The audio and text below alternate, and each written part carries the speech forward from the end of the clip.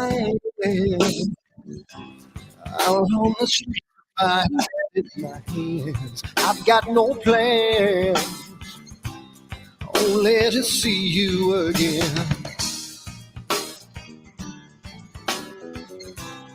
Don't get me wrong, sometimes I like being kicked on the ground. I'm not that strong, but then I come to my senses. Yeah, I'm coming. You can feel my power, and I feel what is real when she feels me. And I feel what is real when she feels me. And I feel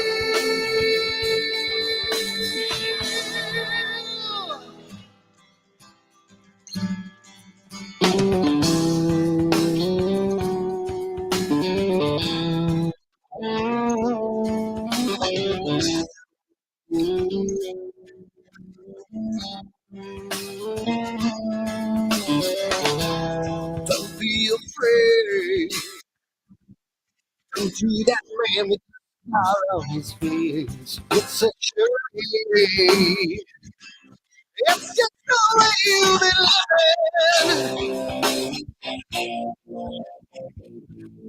Yeah! I'm coming. You feel my power. Yeah. And I feel what is real when she feels it.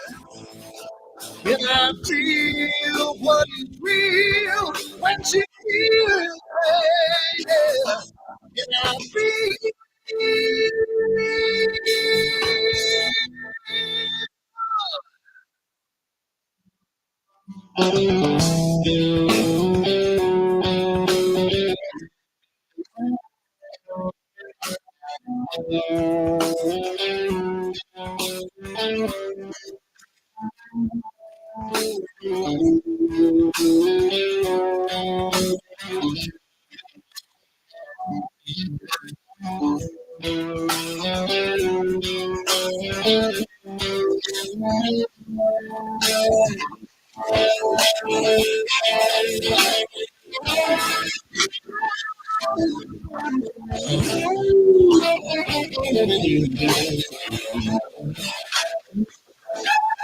And I feel what is real when she feels me. And I feel what is real when she feels me. Yeah.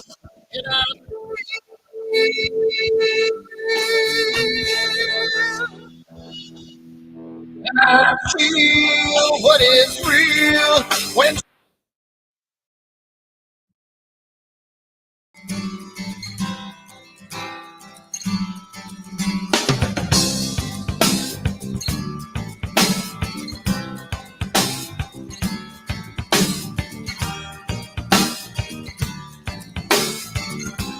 So here I am, out on the streets with my head in my hands. I've got no plans, only to see you again. Don't get me wrong, sometimes I like being kicked on the ground. I'm not that strong, but then I come to my senses. Yeah, I'm coming. You can feel my power, and I feel what is real when she feels me. And I feel what is real when she feels me. And I feel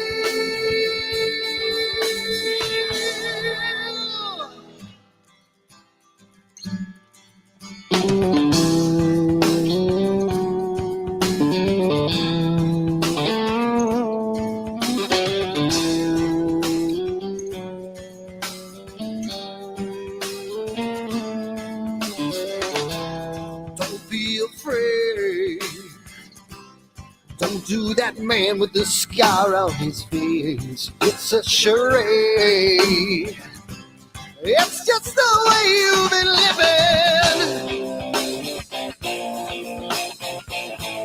Yeah! I'm coming. You can feel my power. Yeah. And I feel what is real when she feels it. And I feel what is real when she feels it. Yeah. And I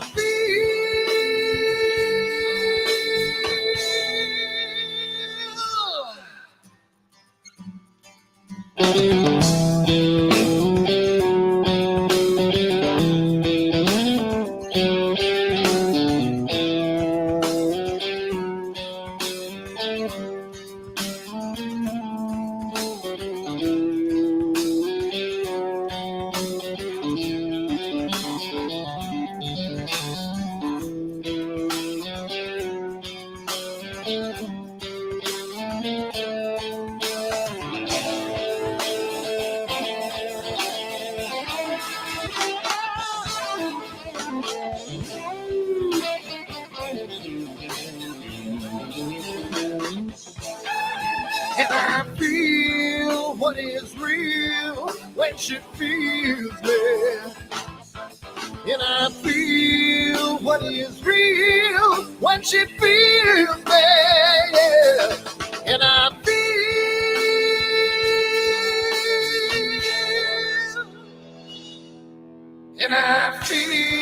what is real when she feels me.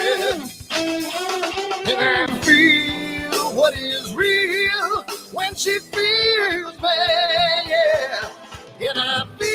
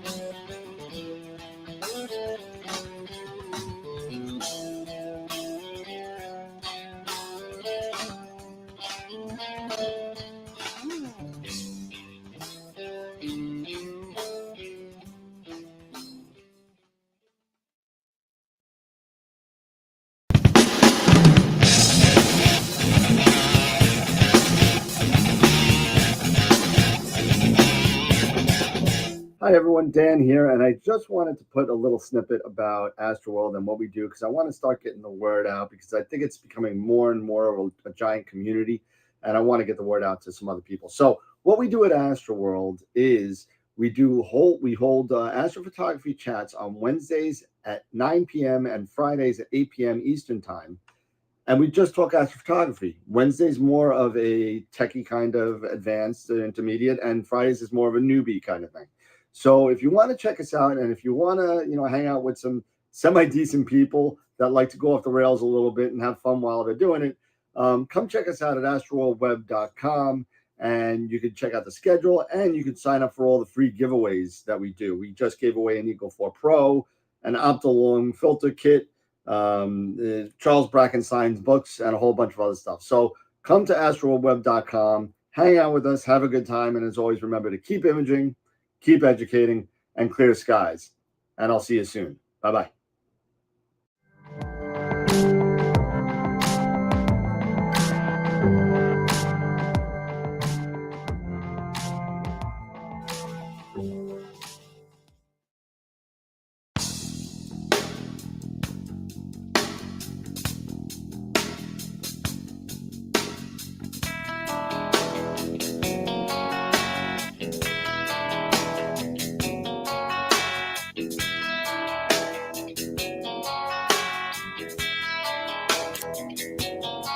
All right.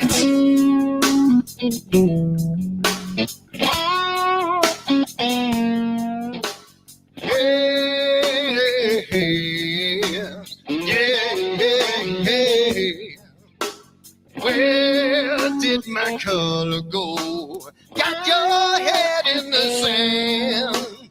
You can't be in control using a powerful hand. I wanna be ya, I wanna see ya. Don't taste the kisses of hate. Don't try to tell me, don't try to sell me, don't try to say it's too late. You're gonna push me to the edge, back me in a corner, making me stand in your shoes. Push me to the edge, hide a little color, it's black and white and blue.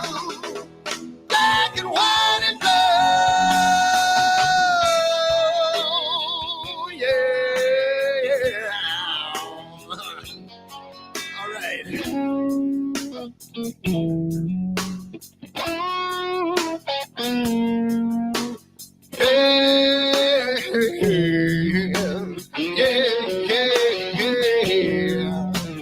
Cat learns to ring a bell. Rat gets free from the maze. We can be taught to love. We've got to learn the way. I wanna see you, I wanna be you. Don't taste the kisses of hate. Don't try to tell me, don't try to sell me, don't try to say it's too late. Yeah, you're gonna push me to the edge, back me in a corner, making me stand in your shoes. Push me to the edge, add a little color, it's black and white and blue. Black and white and blue, yeah.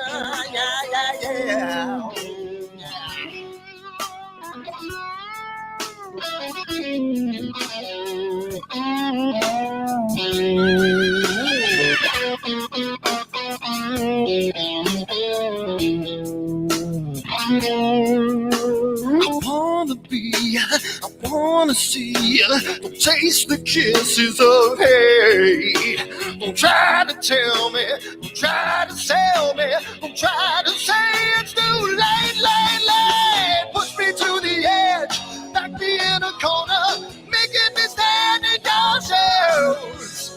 Push me to the edge, add a little color, it's black and white and blue. Yeah, black and white and blue. You're going black and white on the edge, back me in a corner, making me stand in your shoes.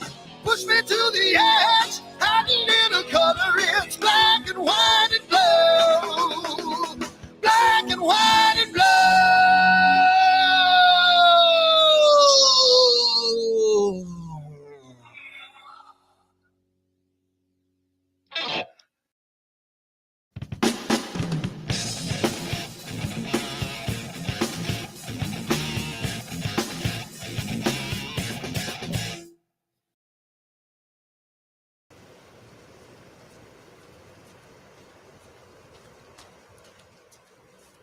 What the hell's wrong with my telescope now?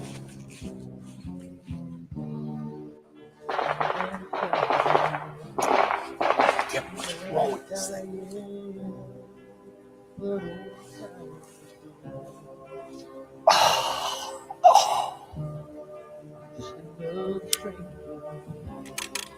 The lost Lone Ranger, can I break this spell?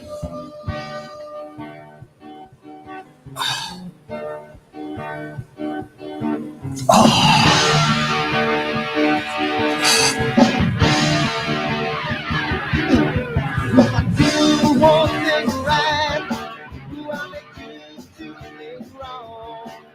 If I want to stand my line, do I will always take the fall? If I just stand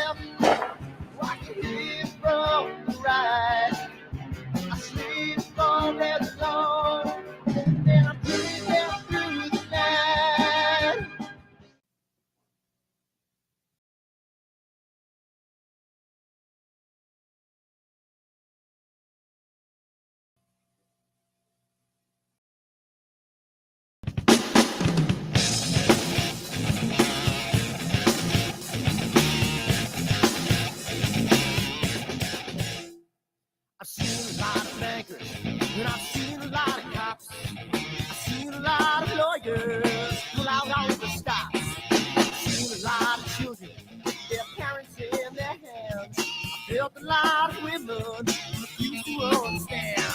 And I don't think I understand why we're making such a fuss. And I don't think I understand what's come of all of us. And I don't think I understand why we take this world for granted. I just want to get right back to Guitar Players Planet.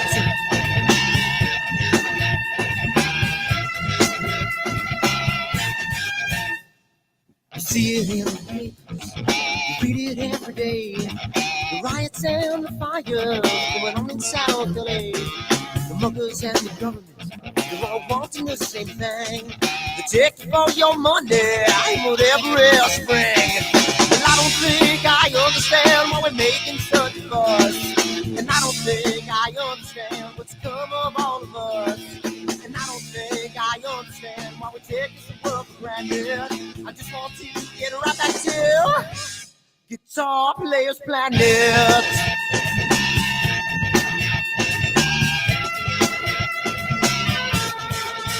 Take me.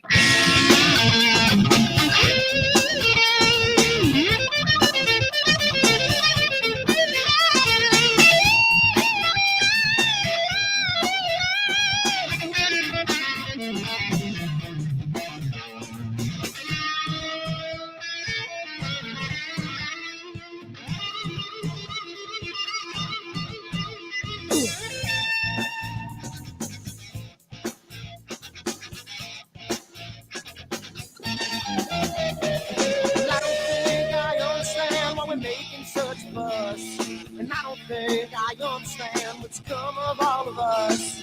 And I don't think I understand why we take this world for granted. I just want to get right back to Guitar Players Planet. Guitar Players Planet. Guitar Players Planet. Guitar Players Planet. Guitar Players Planet. Guitar Players Planet.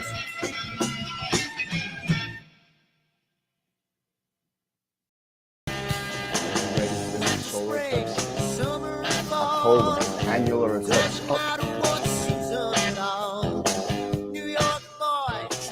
Don't let your glasses fall off.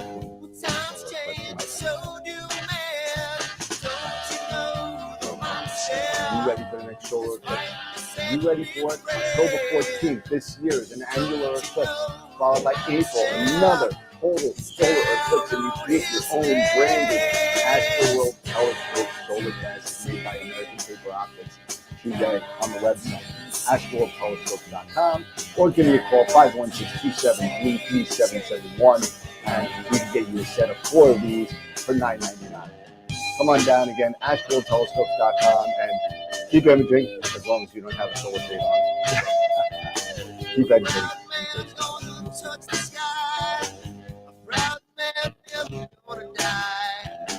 He's gonna give it a little more bottle.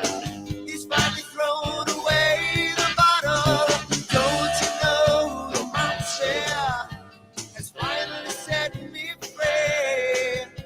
And don't you know the monster is down on his knees?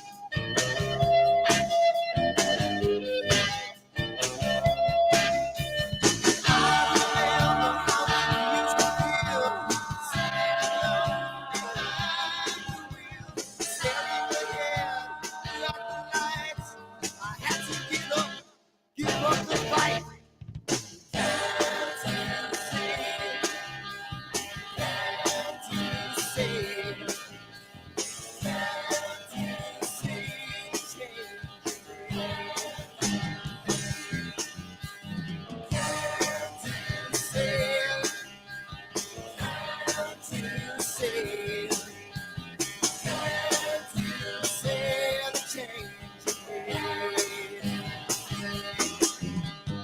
Can't you say, can't you say, can't you say the change you made? Can't you say the change you made? Can't you say the change you made? Can't you say the change you made? Can't you say, yeah, woo!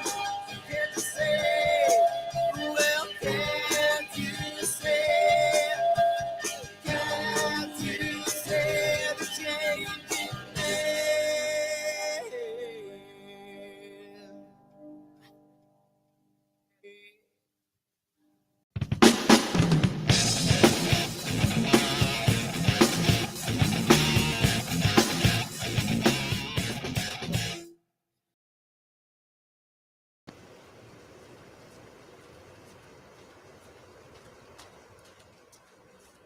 What the hell's wrong with my telescope now?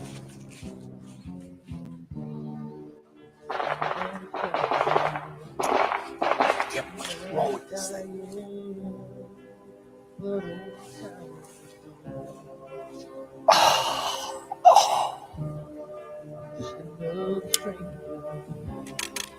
Another lost lone ranger. Can I break this spell?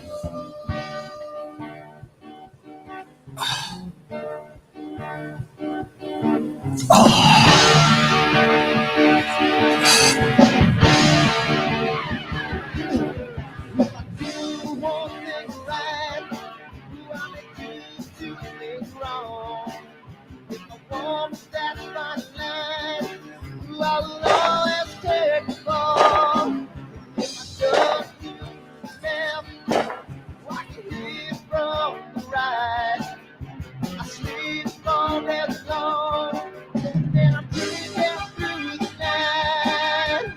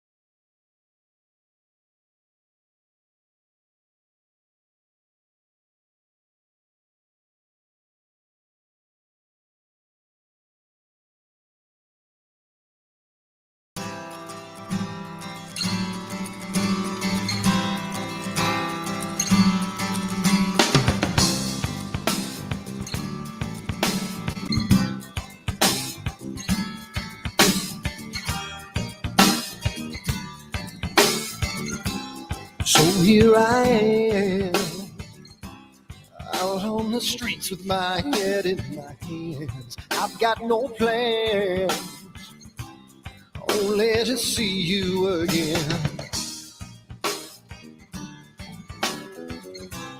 Don't get me wrong, sometimes I like being kicked on the ground. I'm not that strong, but then I come to my senses.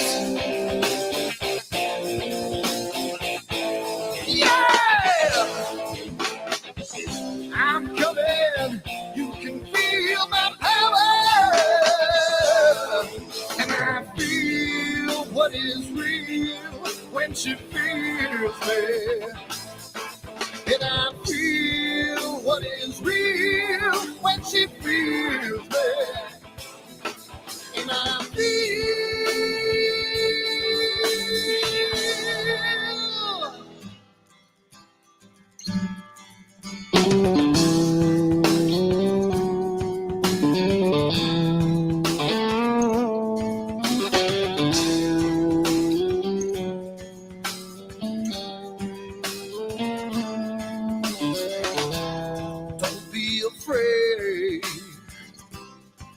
to that man with the scar on his face. It's a charade. It's just the way you've been living. Yeah! I'm coming. You can feel my power. Yeah. And I feel what is real when she feels me. And I feel what is real when she feels me. Yeah. And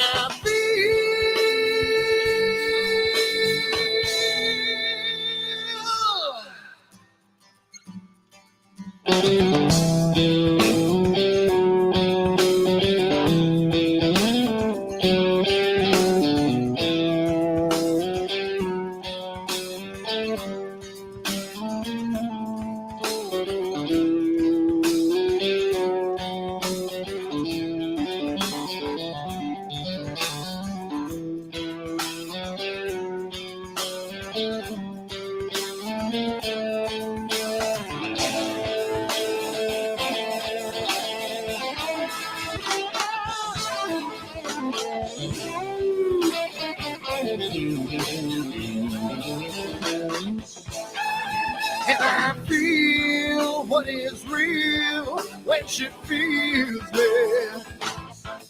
And I feel what is real when she feels me.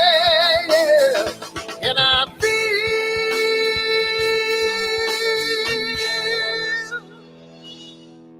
And I feel what is real when she feels me.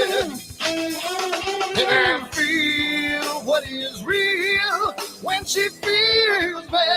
Yeah. And I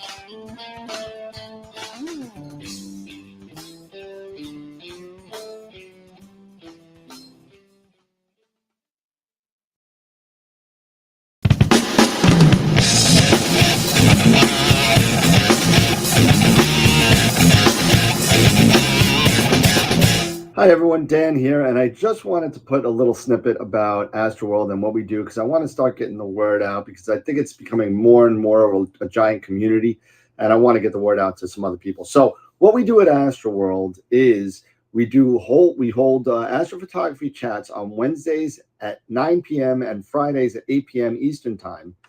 And we just talk astrophotography. Wednesday's more of a techie kind of advanced intermediate, and Fridays is more of a newbie kind of thing. So if you want to check us out, and if you want to, hang out with some semi-decent people that like to go off the rails a little bit and have fun while they're doing it, come check us out at astroworldweb.com, and you can check out the schedule, and you can sign up for all the free giveaways that we do. We just gave away an Eagle 4 Pro, an Optilong filter kit, Charles Brackenstein's books, and a whole bunch of other stuff. So come to astroworldweb.com, hang out with us, have a good time, and as always, remember to keep imaging, keep educating, and clear skies. And I'll see you soon. Bye-bye.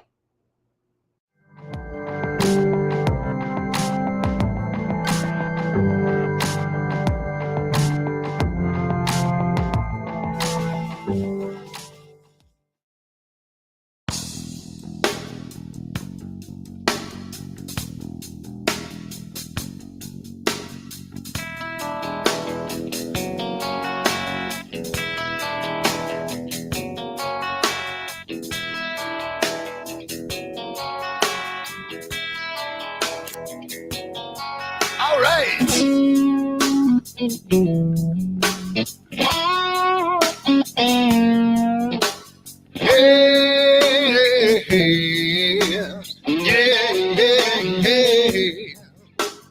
Where did my color go? Got your head in the sand. You can't be in control, using a powerful hand. I wanna be you, I wanna see you. Don't taste the kisses of hate. Don't try to tell me, don't try to tell me, don't try to say it's too late. You're gonna push me to the edge, back me in a corner, making me stand in your shoes. Push me to the edge, hide a little color, it's black and white and blue. Black and white and blue, yeah. All right. Yeah.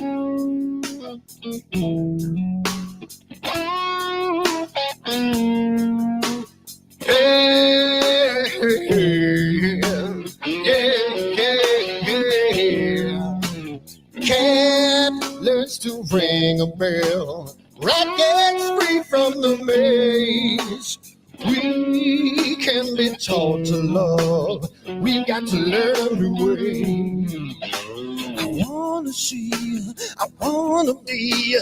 Don't taste the kisses of hate. Don't try to tell me, don't try to sell me, don't try to say it's too late. Yeah, you're gonna push me to the edge, back me in a corner, making me stand.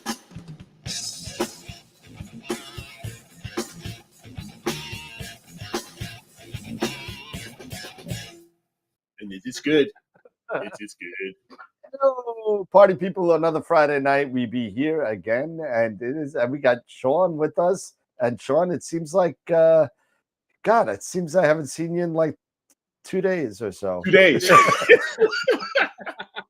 Yeah, it's been about 3 days actually. 3 days. Well, I lost a day driving into Connecticut. So I mean into Syracuse, Connecticut. Oh my God. It's not the same sitting out back without you, buddy. Ah, man. Yeah, you know what? And Sean, I don't know if you posted it or not, but there's a nice picture of me and Darth Vader behind you. So I mean, you gotta put. Yeah, that's right. Yeah, I did get that. I did post it actually. So Did you?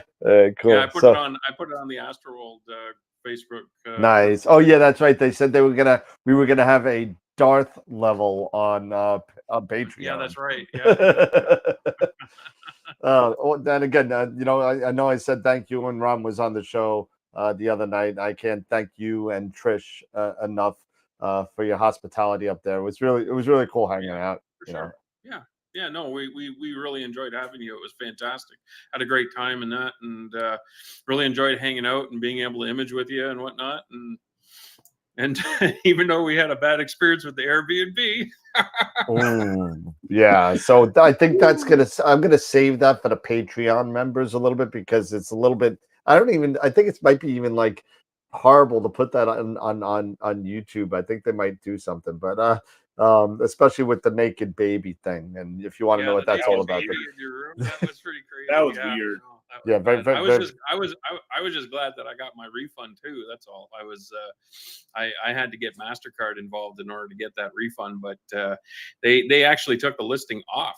Yeah, at this point. Yeah. They the day we complained, they changed the pictures the next day. Right. And then the following day, after we got our money, they took the whole thing down. Yeah, just took it right off. Yeah. Oh man. Exactly.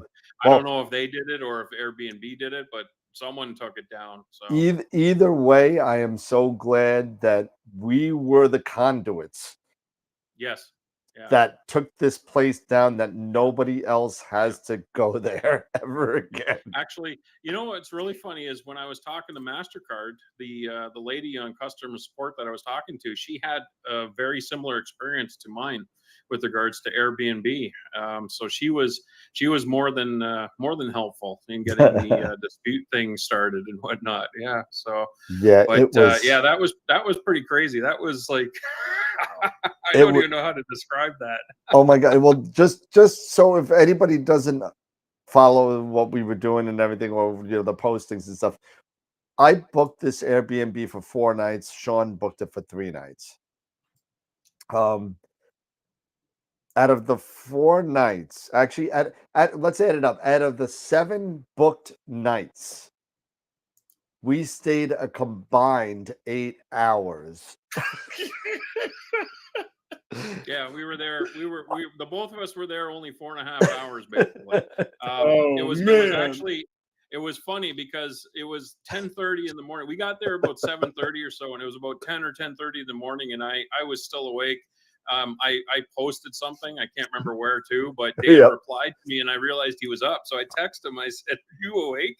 And he said, "Yeah, he hasn't slept at all. He's been watching TV shows and stuff." And I was laughing. And I said to him, I said, "Hey, do you want to just get out of here? Because I can't sleep here." I said, "There's just no way." It was just nasty. So we ended up getting up, getting ready, and we left, and that was that. But They were like, yo, call Ron and tell him we're imaging from his yeah, that's backyard right. too. Yeah. So I messaged Ron. Yeah, that's right. I messaged Ron right away, and I said, could we come to your place and stay and image?" So Sean slept like right around the corner from me in Ron's basement, and we slept way there. better.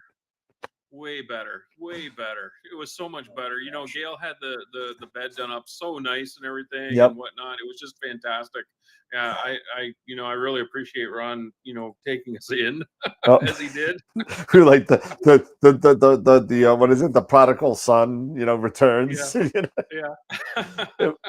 It was so bad. Yeah. Let me tell you something, Jason. So the American, if you've seen my posting on it, I said I would want to put the whole room inside a sanitary napkin disposal bag if I could. The funny thing is that not only would I want to take where we were and put it in there, I would have to like nuke it just to sanitize the ground that it was on. I slept at the American, and the only thing that bothered me was a little smell when I pulled the sheets over my head, kinda, and I got this whiff of something. It was pretty gross. But whatever it was, I don't know. But this room, not only did the entire floor smell, it was like you walked through the place and there was people's dirty shoes and dirty socks and everything. It was, and then you walk down this hallway and you go down these stairs and you couldn't go through the front door. So we finally pass the front door. We go around and we go in. We see like these old movie posters of like Hamlet with Laurence Olivier and a couple other things, and then you see these creepy pictures of this guy. You know what it reminded me of? It reminded me of imagine if it was nice. It reminded me of the banquet hall in Indiana Jones and the Temple of Doom, where it had all these people, and I'm not being racist or anything, but all these people from India with turbans and everything around, because it was all pictures of shahs or something all over the place. It was pretty kind of strange, and it just was that thing in my room there with the moving arms. I swear that looked like Scott. That looked like Scott.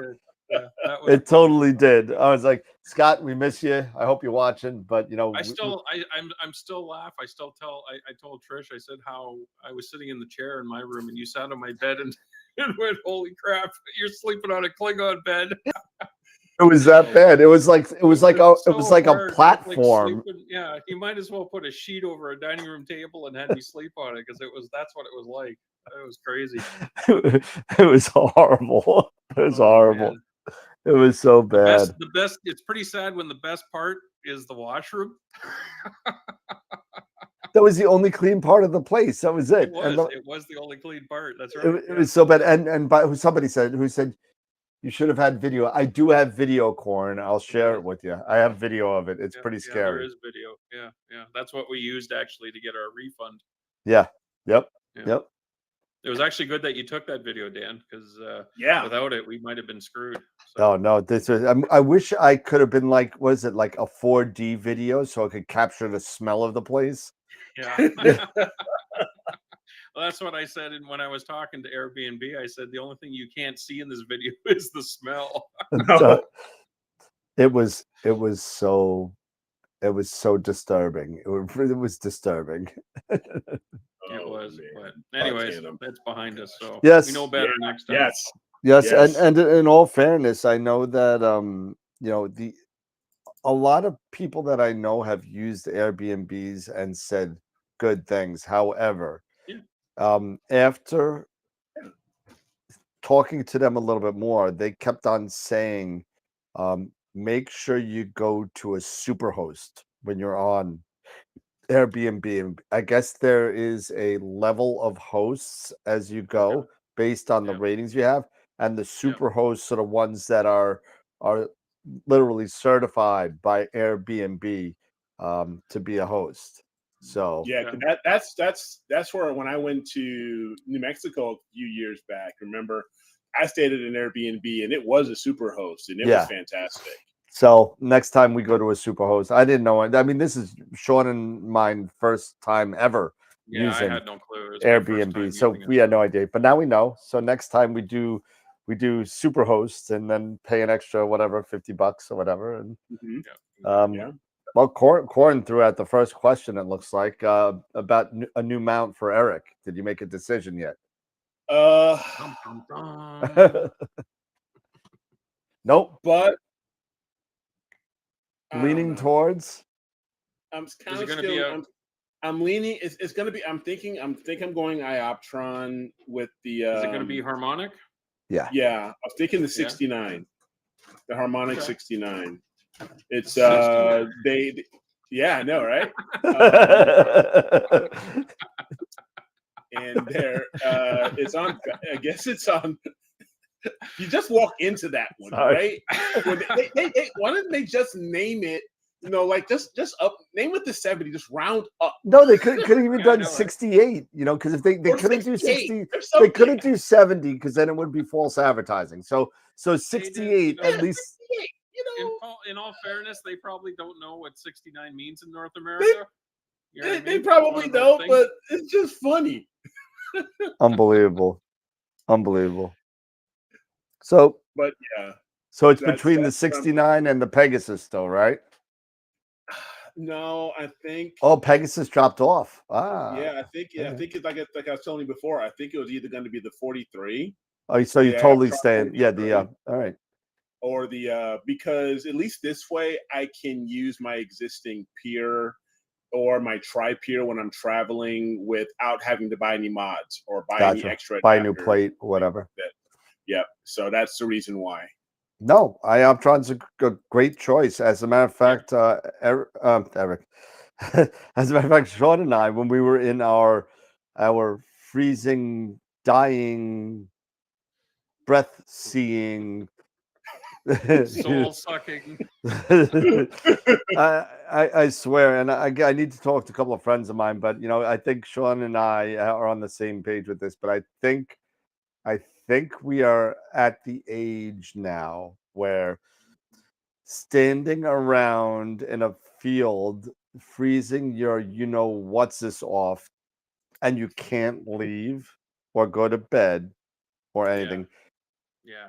It's getting beyond It's getting old. what I want to do. It's not enjoyable, let's say. No, it was. Yeah, Right. yeah. No, I actually. It's funny because I haven't done that in probably 10 years. So it's been a long time since I was in the field, in a dark field, and it was cold, and the dew was just dripping off everything. And yeah, and I didn't like the fact that like I was uncomfortable opening my car door even, but I ended up doing it just to crawl inside, just to try and get some sleep or something, which didn't work out because I was freezing. I was shivering like hell.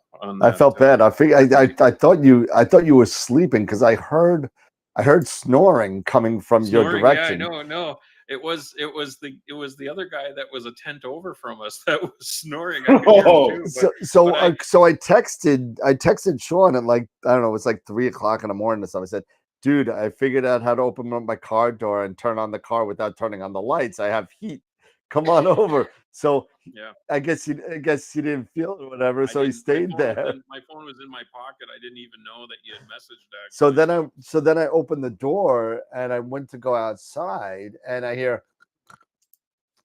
And it just seemed very close. So I was like, all right, he's sleeping. I guess that's a good thing. I'll let him It sleep. could have been, you know what? It could have been me. I don't know. I'm not saying I don't snore. And this I don't know. this is why I own it.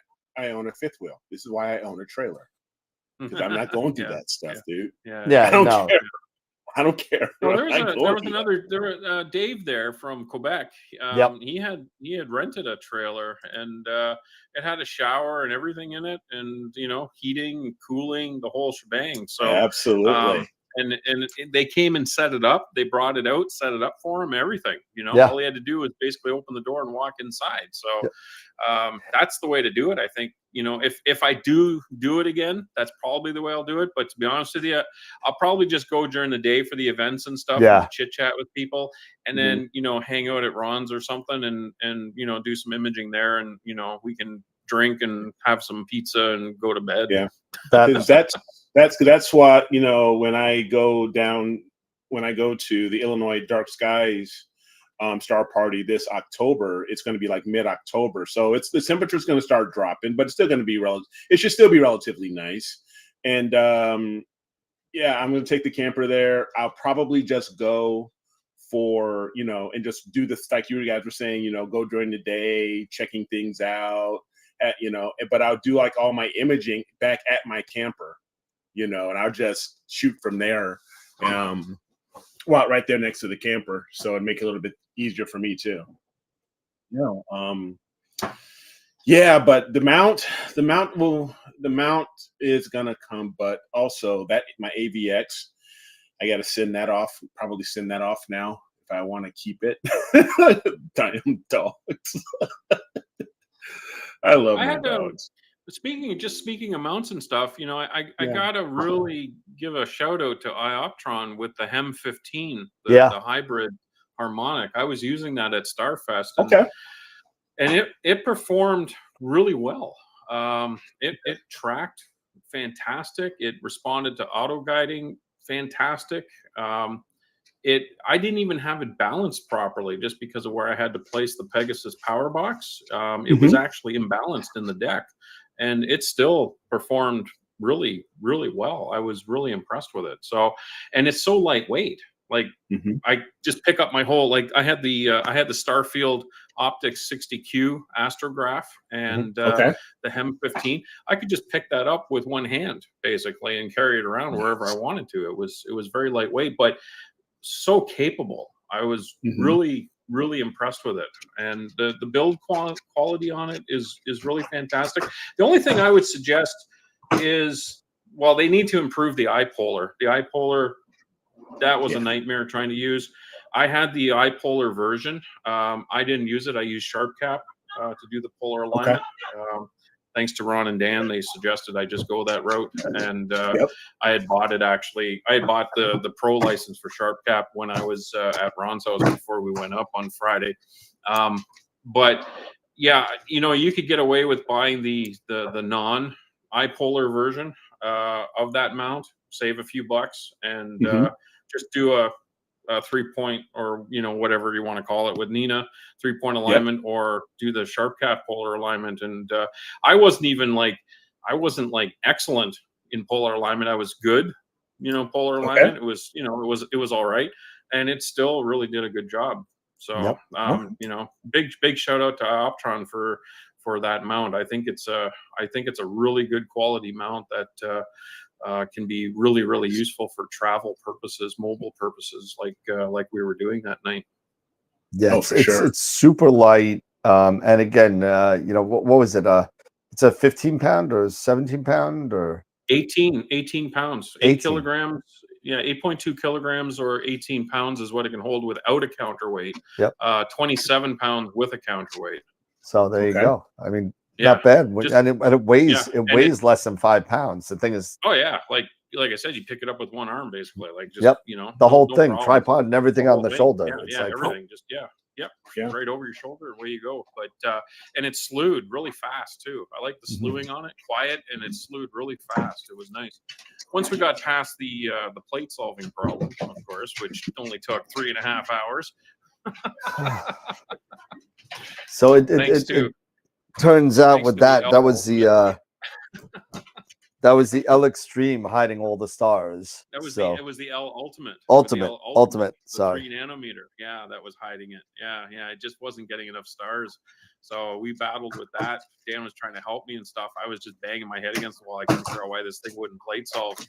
And it turns out we took out the filter and tried it again after 3.5 hours. Of course, we took out the filter, and there it went. It worked perfect. So I just ran that nice filter. It was the filter. Yeah, because the HAE 43 is like 13 pounds, 13 or no, I think it's something like maybe that. a little bit less than that. But yeah, that's really, really light. Yeah, it's 12.8 pounds. Yep. And that one, even if I put weight on it, it goes up to 55 pounds. Nice. And that's the reason why I'm trying to balance and trying to figure out which one, because even with my CEM 60, what I've got, nothing that I have even approaches that weight, not even close. And if I ever upgrade to like an Edge 11, I'd still have enough weight, enough payload to handle it. Even with the 43, even at the base 43, So I'm going back and forth. I'm terrible with this stuff sometimes. I'm trying to decide like which way do I want to go? Is this the right way? Is that the right way? Is it the best way? It drives me nuts sometimes. So it looks like me and TJ are going to be talking over the weekend. Go for it, bro. Hey, listen, and the walls are compatible with the Pod S. So when I want to upgrade and move, yes, I could sell the Pod regular, the dome. Yeah. Keep the walls, and then whatever. So Mark threw a question out. Question. Anyone know how to figure out how much counterweight to use with these harmonic drives? I want to put my Edge 11 on one, but I need to figure out how much weight to use. Well, I'll give you this. It's not a lot. I would say, because I was looking at several. I mean, now the HAE 43, which is the mid, which is the one just below what I was considering. The OTA is 11 pounds. I'm sorry, the OTA of the Edge 11 is like 28, 29 pounds. Yeah. Then you put on your extra, camera, your imaging train. You're probably gonna, depending on the camera and everything, you're gonna get pretty darn close to that. But I was reading somewhere that you only really need like maybe a 10-pound. Well, here's one of the things with the harmonic drives. Number one, Mark, I think you're using a Rainbow. Let me know which mount you're using. If you're not using a Rainbow, let me know. Just let's know which mount. But here's the thing: if you're on a pier, right? Yes, like now. Unfortunately, sometimes with some harmonic drives, you'll get something called gravity drift, and what happens is that there's no brake really on the deck drive. So once you turn off power to the drive, it will start going to gravity, depending on if it's tube side, the tube will drop. It won't drop fast, it won't smash your tube, but it will go very slowly. It will just go with gravity. Now, what you just want, all right, so you got the Pegasus with the C11, you're going to need probably about a 7-pound counterweight. That's a guess. I could get some information from Pegasus with the C11, but it's not a lot. But what you want, he's got a break. That's fine. So if you're using the Nix on a tripod pier with or on a tripod, I believe they sell a 10-pound counterweight for that, if I remember right. That's what I was thinking, around 10 pounds. So a 10-pound should do it. If you want, I could get some information. I could send them an email tonight. They're probably just getting up now, and get some more information on what. Okay, so if it's on your tri-pier, that's 7 to 10 pounds should do it. Yeah, because the tri-pier is already stable enough. So yeah, just like Dan saying, 7 to 10 pounds. Yeah, you should be just fine. Yep. And again, remember 90% of the problems with the reason why they want to counterweight when you exceed the payload of whatever harmonic drive you have, they're not really worried so much about the gear problem. They're worried more so about the entire scope flipping on you because of imbalance of the weighting. It's because the mount is so lightweight. Yes. Now, one thing as far as balance, and you mentioned this, you're bringing this up a little bit, Sean, when you're balancing your deck. One thing that I saw from Star Arizona, and then I also saw this on Queve's channel, is they sell these computers, or you can even use a clamp multimeter. And you can use that to help, and based off of the DC voltage, to help tell you how balanced you are. Your OTA is. Quiv had done something like that. Quiv done that, or you can buy something. I think it's Star Arizona, or I don't know if they have any in stock right now, but that's something I was thinking about. That's funny. Huh? Someone came out with something for that? Yeah. Star Arizona has something where you can plug it in to your DC, and then it has a DC output, so you can plug the other into your mount. Cool. Where then you can help you with the balance and everything, which I thought was not a bad idea. But like I said, I think you can, if you find Queve's video, you can take like a clamp multimeter. But I do remember that, though. I think that the mount that he used was a regular mount. I think it was like an EQ6. It was something like that. Harmonic mounts break a lot of rules when it comes to balancing. So I don't know how that would work with a harmonic mount. Might be a good thing to try. I don't know, but I think some of the rules get a little broken, depending on which harmonic. Like maybe if you have like a rainbow, that suffers from this gravity drift that I was talking about. Maybe when you have something like that, it wouldn't be a problem. Somebody said that the Pegasus got brakes on both axes, so you're not going to have the problem when you lose that. When you lose power, it won't. Nothing will happen.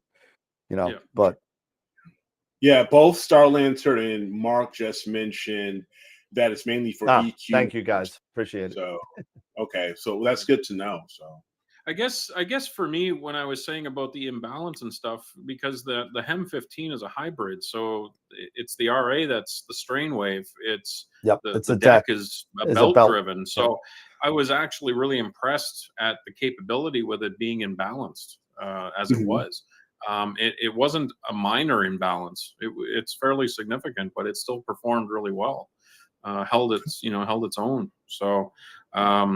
And you know what? To be honest with you, with balance and everything like that, I actually usually imbalance everything anyways. So, I just find it works better myself. Sure. I'm not a stickler for balance. But yeah, even with my old mount, my EQ6, it likes heavier loads. It doesn't like light loads for sure. But I make sure that it's in balance because I just find it works better and stuff like that. But that Skywatcher EQ6 is a trooper. It's a 2006 model and it's still going. Oh my goodness. It's been sitting outside covered up, when not in use, but it's been sitting outside since 2017 and it's still going. So man, and there's something to be said about those center mounts. I mean, I had my Atlas, the original Atlas EQG for 10 years and never had to have it tuned up, no problems, guided under 0.5 all the time, and unbelievable. And then I moved to EQ6R, same thing, another center mount. Then I moved to the 8R, another center mount, same thing. So I mean, I love the center mounts, although eventually I'm probably going to find myself resigned to going to a, like a rainbow mount or something, or like a 10 micron or something like that. But eventually, maybe after I steal TJ's pod and hey, don't say anything. Yeah. Oh no, we're talking this weekend. We're talking now. I'm going back and forth. That's why I haven't been looking at the chat. I'm like, oh my god, you're selling it? Okay, I'll take it. Yeah. And Yeah, he said he'd so work with me. So there you go. Yeah, Starlancer. I just messaged you a little, answered it a little bit, but no, I actually brought the everything in and just did the calibration frames and my dark frames using Nina. So I'm pretty much using Nina right now on the refractor. I'm planning on taking out the 8-inch and putting that on the AVX. It maybe this weekend sometime. I heard it's going to be a decent, maybe Sunday, so I can try out the Asado and get it set up. yep. So Hey, I mean, I didn't get a chance to put together my photo yet. I just transferred everything over today, so I don't even know how many photos I got in there. But I'm thinking about 8 or 9 hours total I got. So hopefully I okay, can get that of the dark up this weekend. of the The shoe horse of seahorse. the seahorse. Yeah, Yeah, seahorse. yeah, because I think I've got. I want to say maybe I've got maybe around 12 No, of the dark maybe shark. we could put them both together. Yeah, yeah. So I would take a look, see. We could do But I think I the might have first some Astro World collaboration photo. collaboration. There you go. There it is. And don't worry, With I'll take out the green. Everybody hate. I got a lot of hate. I got a lot of hate on the green, on Discord. So I'll take it out. I'll take it out. It's not really a big deal. All right. So tonight we are doing a little bit of a constellation overview, and we're about 8:45. So why don't we get started on the constellation? Now I only picked three. At 3 and an overlook, because I had some stuff that I added a little bit more because Hercules has a lot of history as far as Hercules does have a lot. so I added a lot of history to it, more than I usually do, and less on because there really isn't a lot really in Hercules. There's a little bit, but there's not like it's That's kind of surprising. M13 is really the Yeah. the big showpiece. M13, then you got M92, and then you got all these little Yeah. planetaries all over the place, and that's kind of it. And there's something else in there that I found, which I'll show everybody, that I thought it was pretty cool. Yeah, But cool. Eric, you want to go? Actually, I went first last time. You want to go first this time? I can't. Yeah. So I updated. I told you I updated the title. Yes, I put the wrong title up there. So Thank you, so Eric, for doing that. Appreciate it. so I'm doing Vulpecula, not Sagittarius. Sagittarius or whatever. So yeah, let me just do something here so I can grab my notes and all that fun stuff. Well, while he's doing that, if anybody's interested, and a shameless plug here, I just got this in the other day. Ooh, which one is that? This is the Poseidon C. Is that the like the equivalent of the 2600? Is that the Yep. one with the IMX 571? 571. Yep. Nice. There you go. Got that in. Got a couple of guide cameras in. There you go. Off-axis guiders. All Player Nice. One stuff. So, and I got more coming in next week. So. Okay. I think I'm good. So I'll go ahead and All right, rock and roll. So it's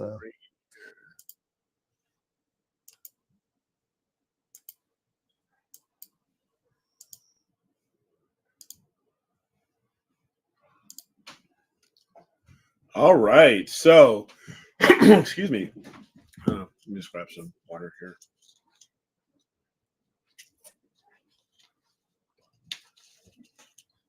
Did you want to turn me off, Dan, so that I'm not blocking the screen like that? I was just fixing it. Okay. There you go. Let me know when you're ready, and I can go ahead and I can move it on. You're good to go. I might have to make ourselves a little smaller, but let's see. Go ahead. Okay. No problem. I'll duck down. But yeah, mine isn't going to be super long like the last ones were, but it was very interesting. I love doing these constellations because I learned quite a bit. So this one is on the constellation Vulpecula, also known as the Fox. So we're going to go there. So first off, what and where is Vulpecula? Well, as far as the what, Vulpecula is actually one of the modern constellations, meaning that it was not named in relation to anything as far as back in the day from Greeks or the Romans of antiquity, but even though it's considered a modern constellation, it is still part of a constellation family. It's actually part of the Hercules constellation family, and it's a faint constellation. It's it's in the northern hemisphere, and this is a very interesting fact. There are no stars brighter than the fourth magnitude in Vulpecula. Its brightest star is Answer, and it's actually a red giant at magnitude 4.4. And where you can find Vulpecula, it's somewhat easy. It is actually within the Summer Triangle asterism, which is, and we talk about asterisms every once in a while, and we're going to talk about another one in a little while. But it's right there in the Summer Triangle, made up from Vega, Altair, and Deneb.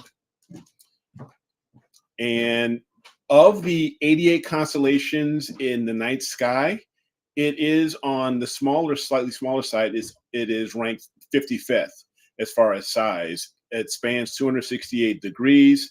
It's in the northern hemisphere within quadrant 4 of the northern hemisphere, and can be seen between latitudes of 90 degrees and negative 55 degrees latitude. And either through visual or imaging, they say it's best observed between July and September. So the story of Vulpecula is actually kind of cool. It was, like I said, it's not really tied to any Greek mythology. Vulpecula was introduced by a Polish astronomer, Johann Helios, in the 17th century, and the original name of Vulpecula is Vulpecula et Answer, which is translated, I guess, maybe from Polish, the little fox with the goose.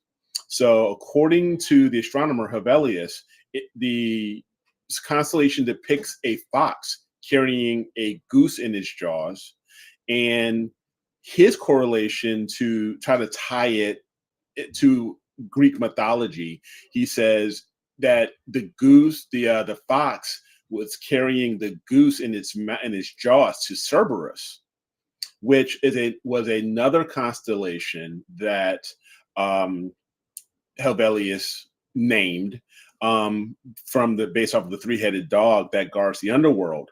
And that's where we used to get, and that's where we get the correlation with the fox. But Cerberus, just as an FYI, as we know, is no longer listed as a constellation. But another interesting fact was that the stars in the constellation were actually separated into two separate constellations, one for the fox and the other for the goose. But later they decided to re-merge them back together. And the brightest star, Alpha Vulpeculae, which is a red giant, magnitude 4.4, is now known as Answer, or the goose, from the fox and the goose. So here are some of the stars. These are the stars that actually form the constellation.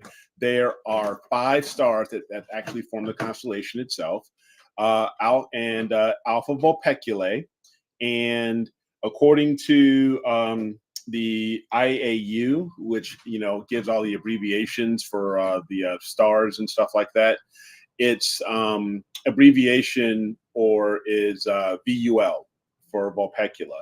But Alpha Vulpeculae, which is, if you see my arrow here at all, yep, it is right here. It is the second from the right.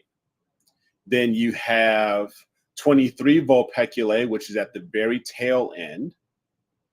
and that one's only 4.5 magnitude. There's 13 Vulpeculae, which is 4.57, 15 Vul, which is 4.66, and last, the front or the nose of the fox is one Vulpeculae or one Vul, which is at magnitude 4.76. So also some other really cool facts about Vulpecula.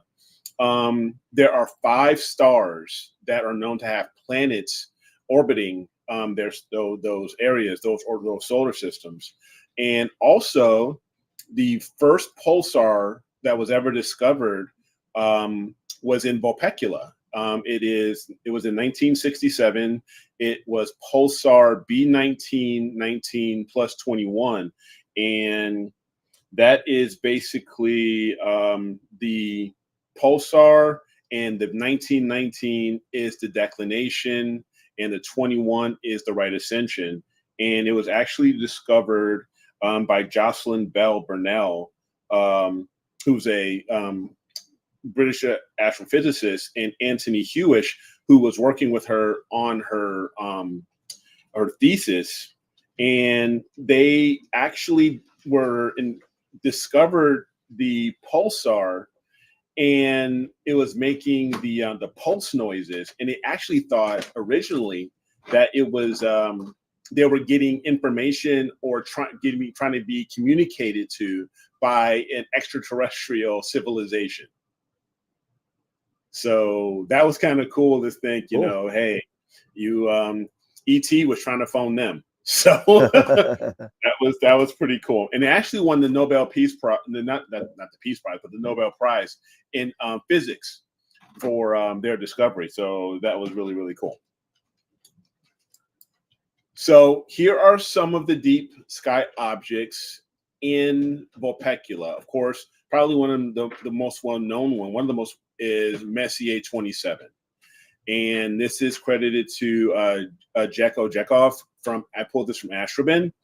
And also another cool fact, M27 is the first planetary nebula that was ever discovered. So a couple of firsts here in this constellation as far as Vulpecula. Another one, there's not a lot of deep sky objects in Vulpecula, but another one that a lot of people image, it's a combination of emission, nebulosity, and an open cluster. This is NGC 6820 and NGC 6823. And this image credited to Francesco Messina, also from Astrobin, where I grabbed this one from. So it was really, really nice detail. Dark nebulosity is especially even the H2, and the open cluster, star cluster, is right here in this area, right there. And lastly is one that's another asterism that I was mentioning. This is the coat hanger, also known as Brocchi's cluster. And this was credited to Thomas Richter from Astrobin as well. And the way if you can't see the coat hanger, actually this one, you'd have to flip it upside down because it starts here. Here's the hook there, and then across is the other part of the hanger where you would hang your coat. So I actually took an image of the coat hanger a few years ago with my RASA 8 and my ASI 294, but I wasn't very pleased with it, so that's why I did not show that one. So I need to find an asterism that looks like a treadmill, because that's what I hang my clothes on. You and me both. So yeah. So no, that's it. So there you go. So what does the fox say? Ring a ding ding ding ding ding ding ding ding ding ring ding ding ding ding ding ding. So there's my presentation for Vulpecula. Nice. Cool. Excellent stuff. Great, Nice. Great job, Eric. Very cool stuff. Very interesting stuff. Very, very cool. Very nice. What was it? So I kind of wait. Oh man, I got to turn off. We got double image here. Hold on a second. And Double. and we'll get rid of that. There we go. I did see a treadmill in that coat hanger. So if you go, can you bring up the picture? Can you bring up that picture again? Yeah. Let me bring it back up. And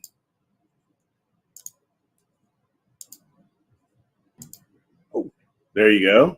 All right, so there's the treadmill. Here is the bottom of the treadmill. This is where you walk on.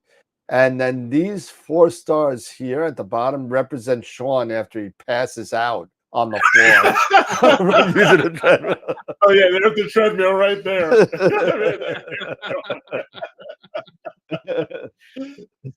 Or me. That could be me too. That was me passed out only after 2 seconds. There it is. I did a treadmill once, and you I know almost. what? Okay, hold on. In all fairness, no one said I shouldn't be drinking while I was on the treadmill. All right. Fair enough. I did a treadmill once. I used to do a lot of running when I was, younger and crazy, and I tried to do. I don't even know what the speed was, but it was an 8 speed. It said, I don't know, and it was on a 15-degree incline. So it's like I'm going up like this, and I couldn't stop. I was getting tired. I couldn't. I was running so fast I couldn't stop. So I had to jump off the treadmill. I jumped off and landed, and then spread my legs out and landed on the side of the treadmill. If I didn't do that, I would have. Right behind me is mirrored glass, so I would have been slammed right into the mirrored glass. But yeah, I'll never do that again. I can't do that. I'm just too old for that. I can't. I couldn't run when I was younger. I run like a girl. So, I can't run, I can't throw a football very well, although I am awesome in darts and pool. So if anybody wants to play darts or pool, I'll be happy to. And Dan, let's give you credit too. You're really good at eating double stuffed Oreos. Wow. Yes. That man can plow them back. Yes, I can. I am not ashamed. I was sitting there and I literally saw double stuffed Oreos and I was like, oh, give me that. Impulse buy. Yeah, I just grabbed it.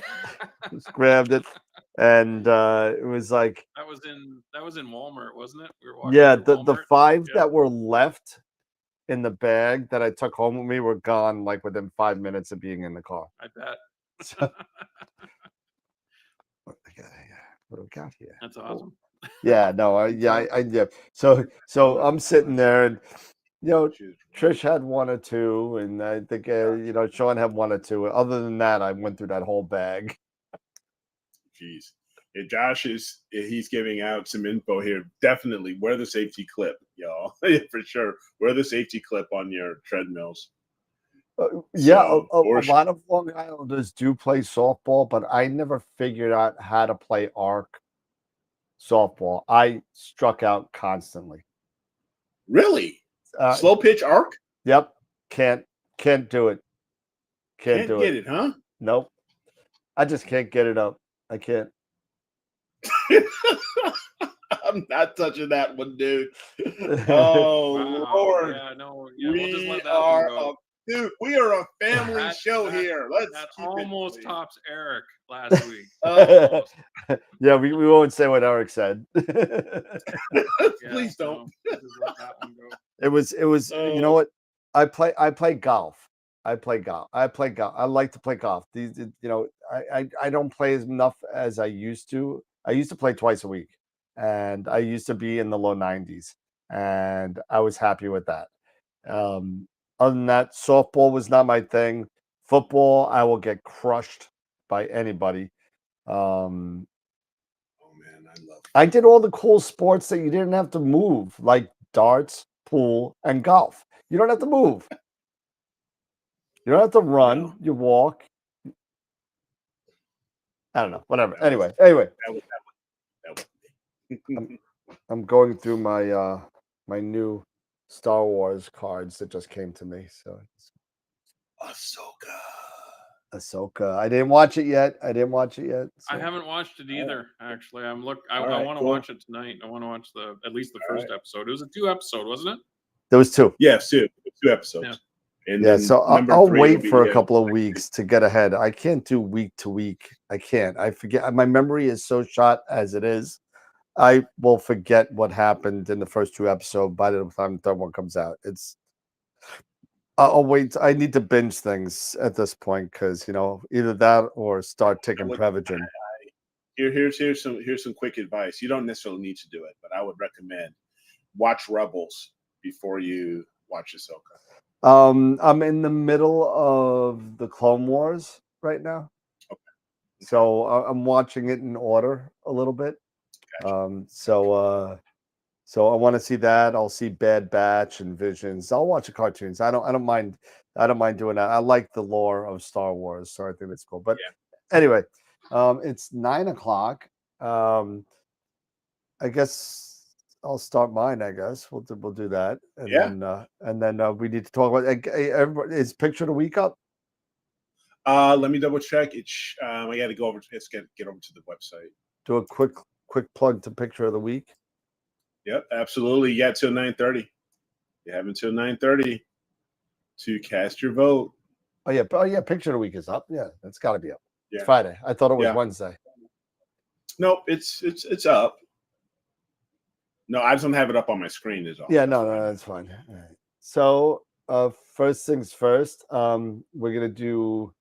Let's see. So where's my PowerPoint here? Let me get this rolling here. POW PowerPoint. There we go. And open.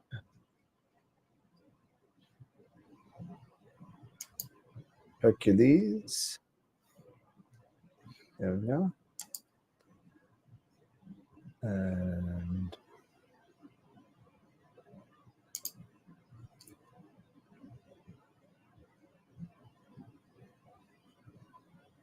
I'll minimize that one, and we'll minimize that. All right, so here we go. So we got, and I need one more person here. Hold on a second. Sean, where are you, Sean? Right here. Oh, thanks. Right there. I'm looking right at him. He's right there. You can't miss him. He's right there. Coming right for us.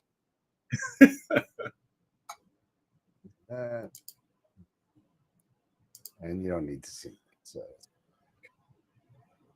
layers, Dan, get rid of Dan. There we go. All right. All right. So here we go. So we have Hercules, right? So I'm sorry. What did you say? Hercules.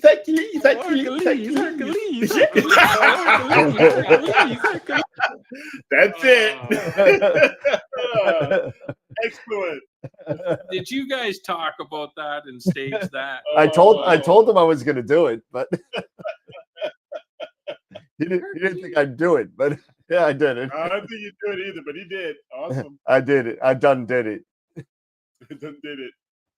All right. So let's see what we got here. So Hercules, right?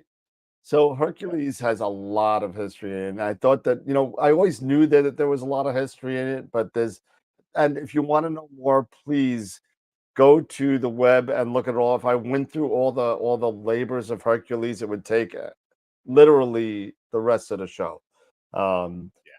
So Hercules history, right? Here we go. We got the Hulk playing, Mr. Hercules there. So Hercules, well, he had a really, really complicated family tree. It's really very, very strange of what's going on, how he came to be. First, he's the son of Zeus and Alcmene. Okay, so who was the wife of Zeus? Does anybody know who the wife of Zeus was? Yeah, Hera. Hera, right? It was Hera. So, well, who the hell is Alcmene? Who the hell is that? Well, here you go. So Zeus, met this human on Earth, and became enamored with Alcmene and decided that he wanted to sleep with her. So what he did was that. Zeus is a player. Yeah, a total player. So not even that, because he was a god. He was king of Olympus, right? So what does he do? He morphs himself and he makes believe that he is Alcmene's husband and sleeps with her. And to make it even worse, Alcmene was actually the granddaughter of Perseus. So, wow, crazy. Also said to be one of Zeus's sons. I mean, it's really out of control. We spoke about it on another show when we spoke about Perseus. If you want to know about that, you could go back to the show under Constellations walkthroughs, and it's up there. So well, because of all this, right? Of course, Hera hated Hercules because he is now the spawn of a lowly human person that Zeus had a one-off with. So here we go. And Hera's hate became she was so infused with the hate, it lasted years and years, and it burned in her.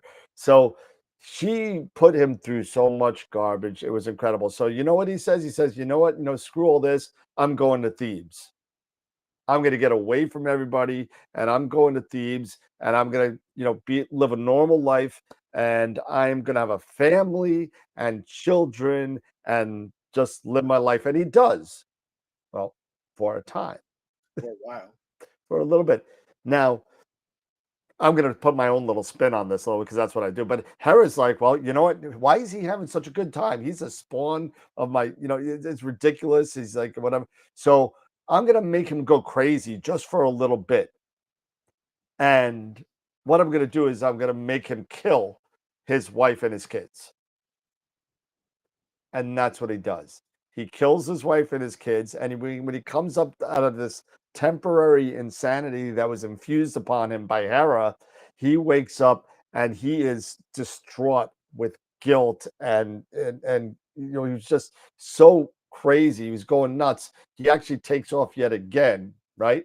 And he goes to check out um the oracle of the oracle of Delphi? what is it? Delphi? Delphi, the Oracle of Delphi, right? Thank you. So he goes to the Oracle of Delphi, and at that time, the Pythia, who was the high priestess, her name was Xenoclea.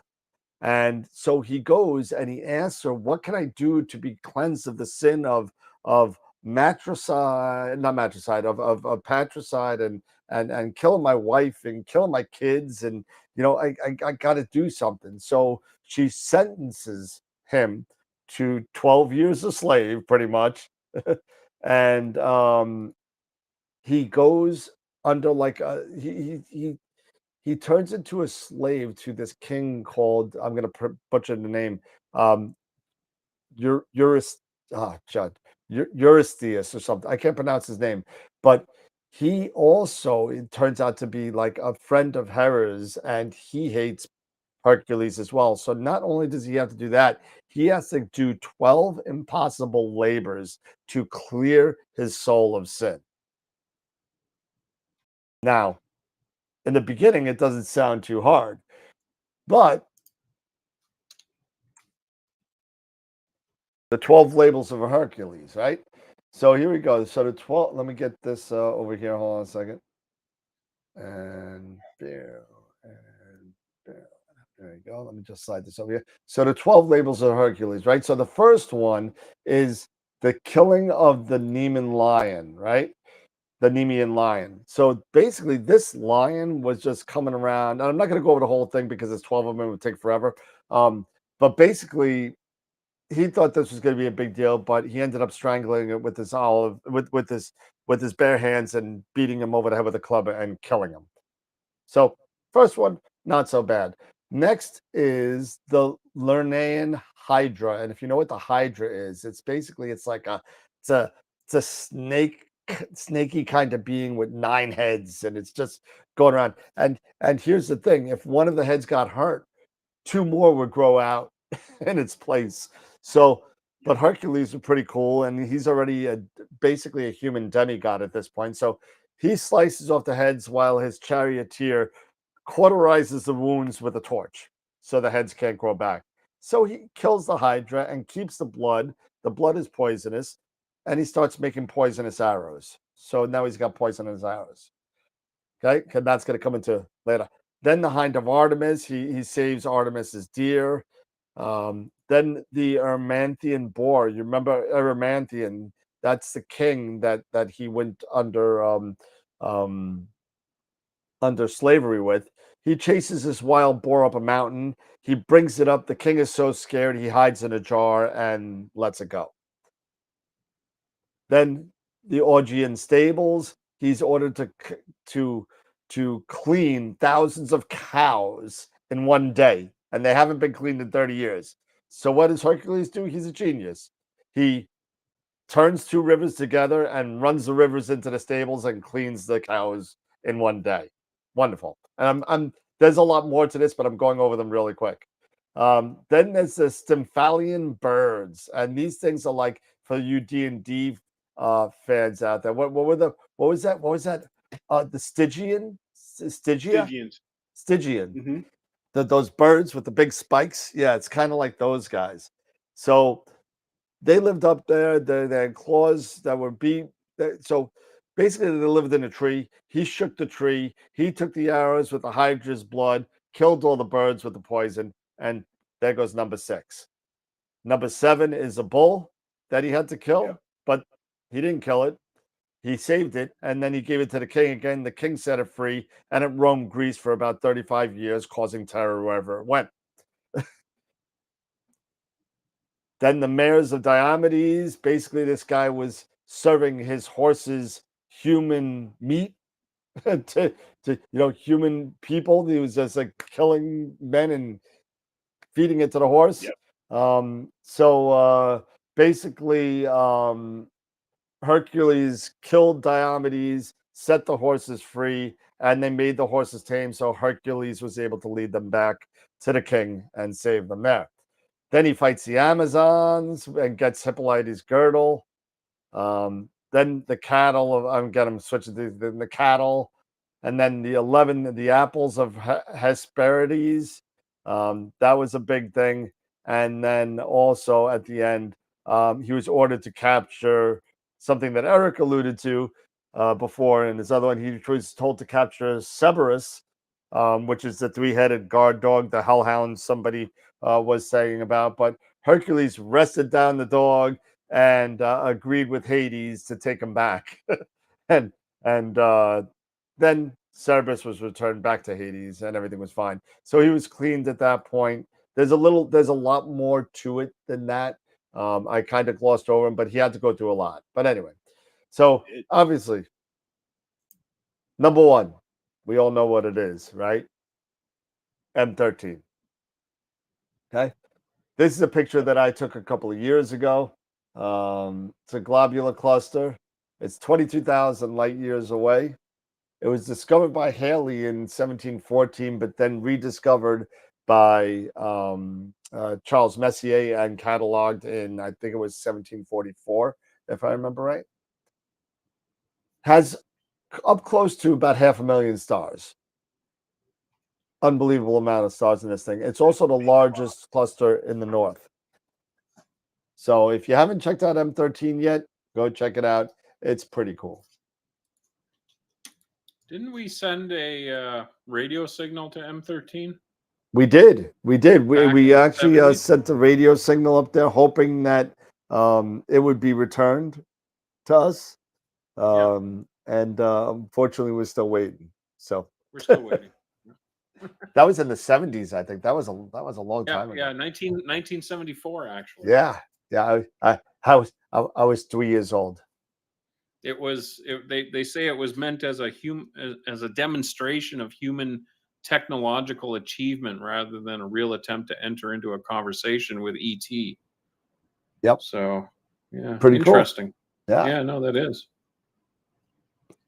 All right, number 2, M92. The only one of the few things. There's not a lot of stuff in Hercules. You'd be surprised because it is one of the larger constellations out there, but it's a little bit sparsely populated. Another loose globular cluster, 26,000 light years away, discovered by Johann Eller Bode. You might recognize that guy's name from Bode's Nebula in 1777. It's for those of you that remember from my last the Trumpler class. It's about how sparse and how dense the cluster is, and what color the stars are, and if it's open or closed, or dense or open, whatever. So, if you want to know more about the Trumpler classification system, see my video, last week's video. This I thought was pretty interesting. M92 is actually it's redshifting, which means it's coming closer to us, right? So, but it's moving at 112 kilometers a second. So I thought that was pretty fast. I thought that was pretty cool to know. And that's actually a Hubble Space Telescope photo. So, and this is one thing I thought that was interesting. This is the Hercules cluster. This is Abel 2151. Look at all those galaxies in this picture. It's amazing how many galaxies are in here. The brightest one, I think, is 6045 right here, if I remember right. That almost looks like the hockey stick. It does. It does look like the hockey stick, you know. But I mean, it's definitely amazing the amount of galaxies. And he didn't even circle them all on here. There's a little guy up there. There's another guy over here. More and more. There are 100. There are over 200 galaxies in this picture. Unbelievable. The brightest member is 6041. Oh, I'm sorry. That's this guy over here. 6041. This one right here. No, this was 21 hours with a 10-inch quattro. So not out of the realm of a lot of people. So feel free to kind of give this a shot. Photo was given to me by Euros Gorjank from Astrobin. And then one overlooked pic, because that's all I have. This was kind of interesting to me. I thought this was kind of cool. This is NGC 6210. It's called the Turtle Nebula. It's 3,300 light years away.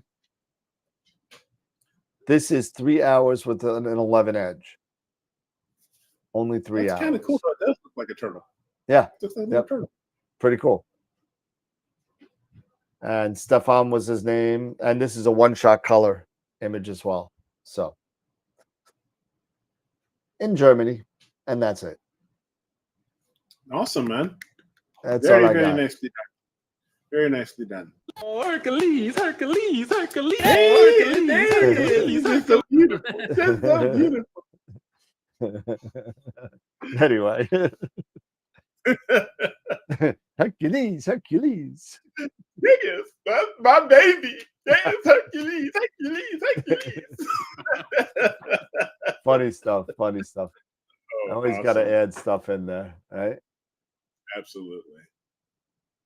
All right. So, and so that we'll is talk a little Hercules later. and Vulpecula. Yeah, we'll talk a little later because there are quite a few constellations within the Hercules family. The Hercules family is actually the largest of all of the constellation families. So there's quite a few constellations that we can go through and knock out there. Well, Sagittarius, right? So got to grab that next. Yeah. What's up, Chris? Hey, Dave, Chris. Mike. How are you? Tom, everybody's coming on. Newman. Yeah. No, what I'll do is what I've been doing with these constellation videos, after the show, I'll chop up each constellation. And there is a playlist now on the YouTube channel called Constellation Walkthroughs. And they're gonna replay on every Saturday. There'll be a replay of the constellation. So maybe this week, tomorrow I'll put on Eric's, and then the following Saturday I'll put on mine. So you know, it will always have something. So you'll technically have Astroworld on Wednesday, Friday, Saturday. So you know, so there you go. And we're gonna go through all 88 of them. We're gonna go through them all, and even some ones that we make up. I want to get to 90. I'm gonna get to 90. I'm gonna make my own constellation. I'm gonna find 2 more. Yep. I'm gonna make it. I'm gonna make one. All right. So you know, I'm dying to get my picture together of the seahorse, see what I got going. And we only got 10 minutes left for a picture of the week. Yes. You got 10 minutes. If you haven't voted yet, go vote. You got 10 minutes. Go vote. Tell your family, tell your friends. How many votes we got? We got over 20 this week. Let me see here. 15. Oh my goodness. We only have 15. Did I vote? I don't remember if I voted. Let me see. Is that your final answer? Yep, I just voted. Okay. So go on and vote. All right. Vote right now. You got 9 minutes, 9 times. 9. What's the website again, Dan? astroworldweb.com/IOTW. I shall go on and vote. Go vote. Go vote. Absolutely. Cast your vote now. Yes.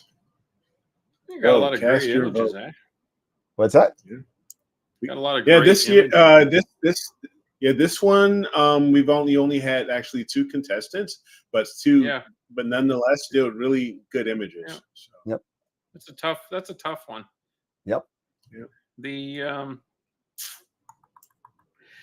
tulip is a tough target.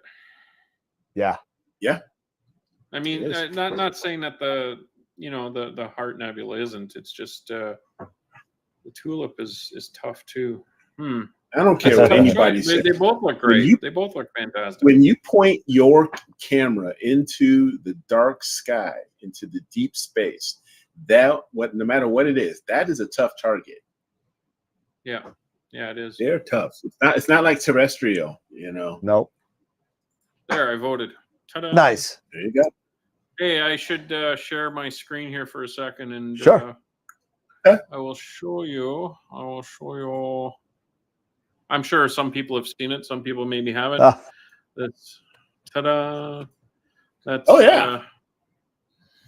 that is Dan and I with Trevor and Ashley from Astro Backyard.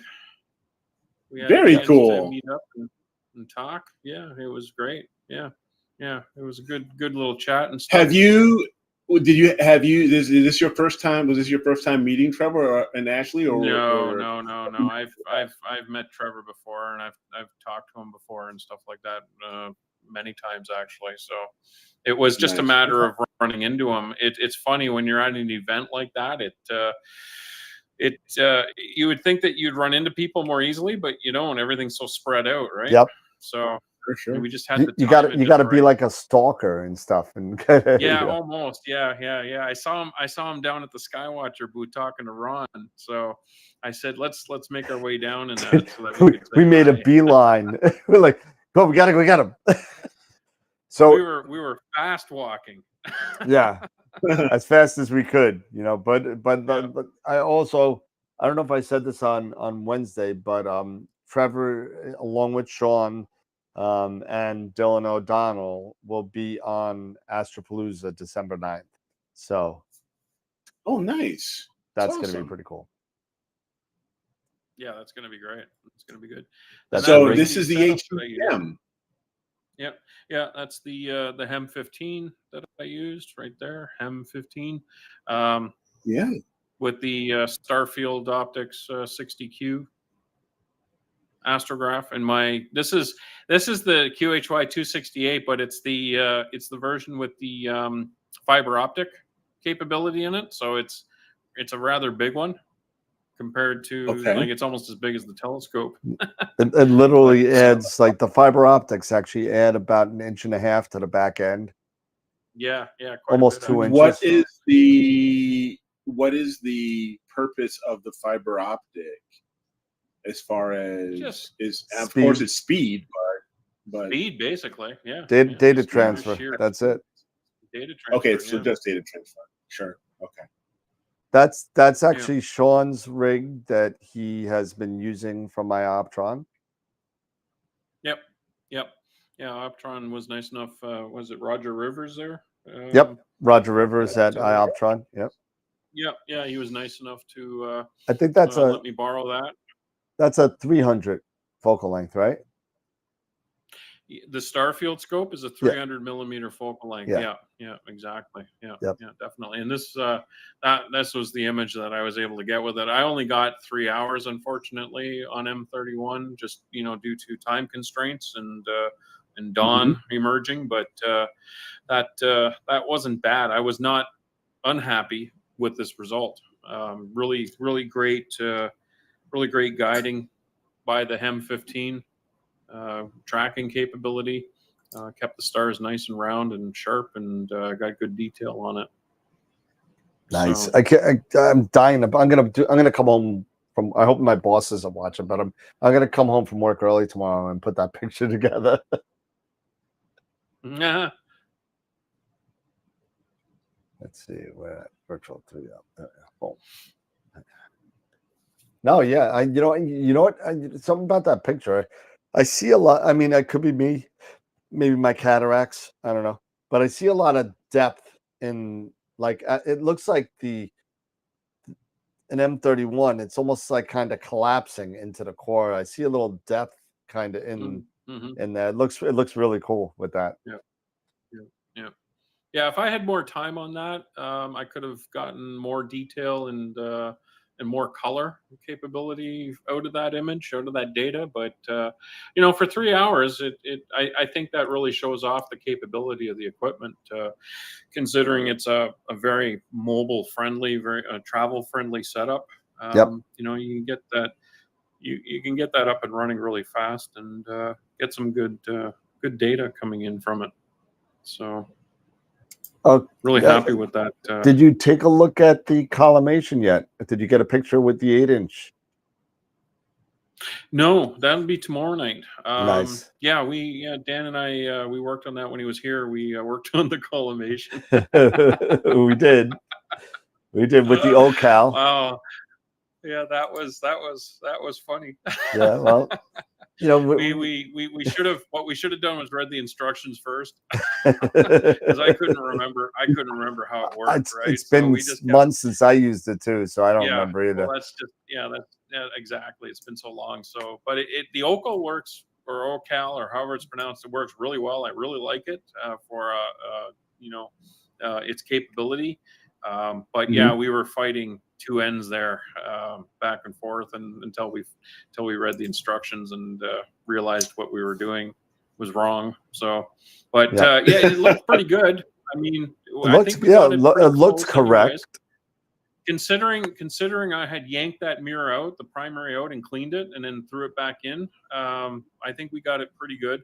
Yep. So I'm looking forward to tomorrow night to be able to image with it and get do a test and stuff, and hopefully it's all good, and I can actually take some data tomorrow night. So we'll see how it goes. There you go. Yeah, tomorrow night and Sunday night look good here, so that's what I'm hoping for anyways. And I get to try out the new Player One camera that Player One sent me with the filter wheel, and I've never used an off-axis guider, so this will be an interesting test just to see how that works. I guess it's really no different than using a guide scope in the end, except it can be harder to find a star perhaps, but depending where you're pointed. But it's quite a nice setup that they sent for me to test and use in that. So I'm really happy with that. And big shout out to Sean Wang? Yep. Is with Player One. Yeah. No, that I really appreciate them doing that, and that was thanks to I had actually put Luke from Luke-O-Matico in touch with Optolong with Jessica there, for the L Extreme F2 filter. Yep. And he in Yeah, turn yeah, put me in touch with Sean Wang with Player One to try out their gear and stuff like that. So that was a nice collaboration that we had going on. Well, Yeah. the instructions that we watched, that we used, that were English, was a film of a young gentleman on YouTube that would actually had a very. If you want, I can put the link on there. That was actually a decent explanation of how to use it. The instructions, you're right, Mark, that they put on the website are almost illegible in English, and it's not very well put together. But this young gentleman that did a video and an unboxing and an instruction video on the OCal did it pretty good. So Yeah, if you want to put that up there, because like I said, I have an OCal as well, and I'd like to maybe take a look at that, see if I'm doing things the same way maybe he has with. But you were using a Newtonian, right? You're using a Newtonian. Yep. So I'm with the Schmidt, so it's not maybe as bad.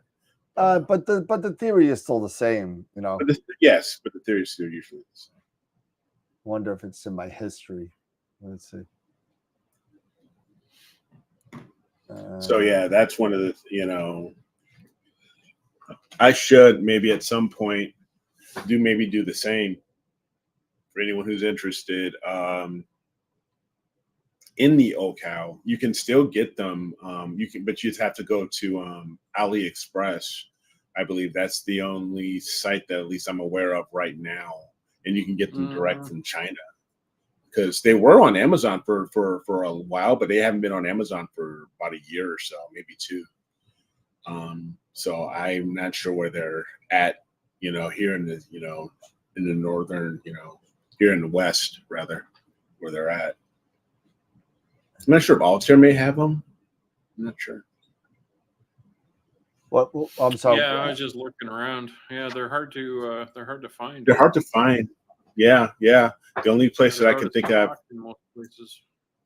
Yeah, the only place I can think of would be on AliExpress, where you might be able to grab one if that's something you're interested in. Actually, I tried to contact them to become a dealer, but no dice. No. But yeah, Mark saying, from my understanding, Amazon booted them for some reason. Yeah, who knows? I know it's been about a year, maybe almost 2. But, yeah, the imaging circle with the Edge 8, it's definitely for crop sensor type. If you really want to make sure that you're not risking any type of vignetting,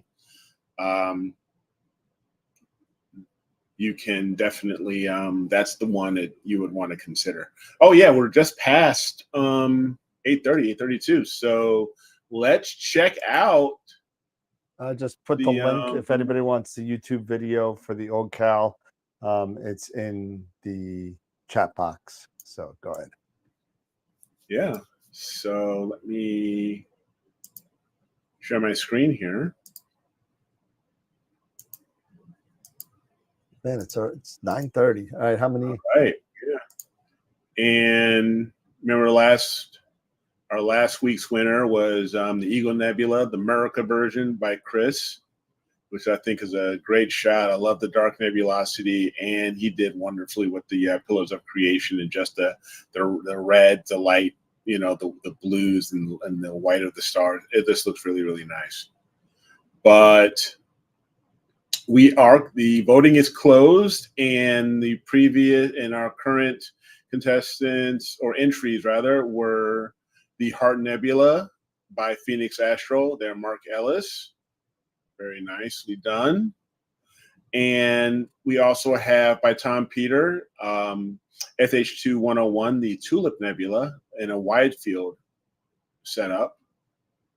Also very nicely done.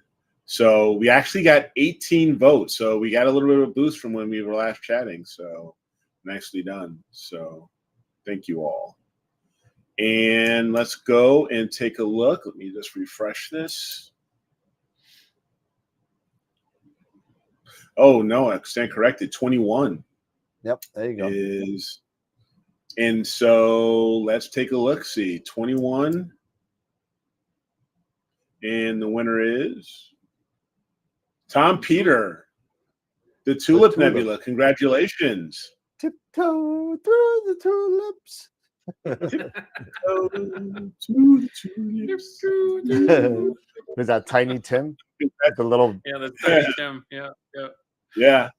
So congratulations there, Tom. Very Nice, nicely Tom. done. You are moving towards, that I believe is the it is. That's the last entry or last August, week for August. Yes, because next week it'll be September 1st is that Friday, so that'll be the first one. Yep. Just so we know, we're over the halfway of the year, of course.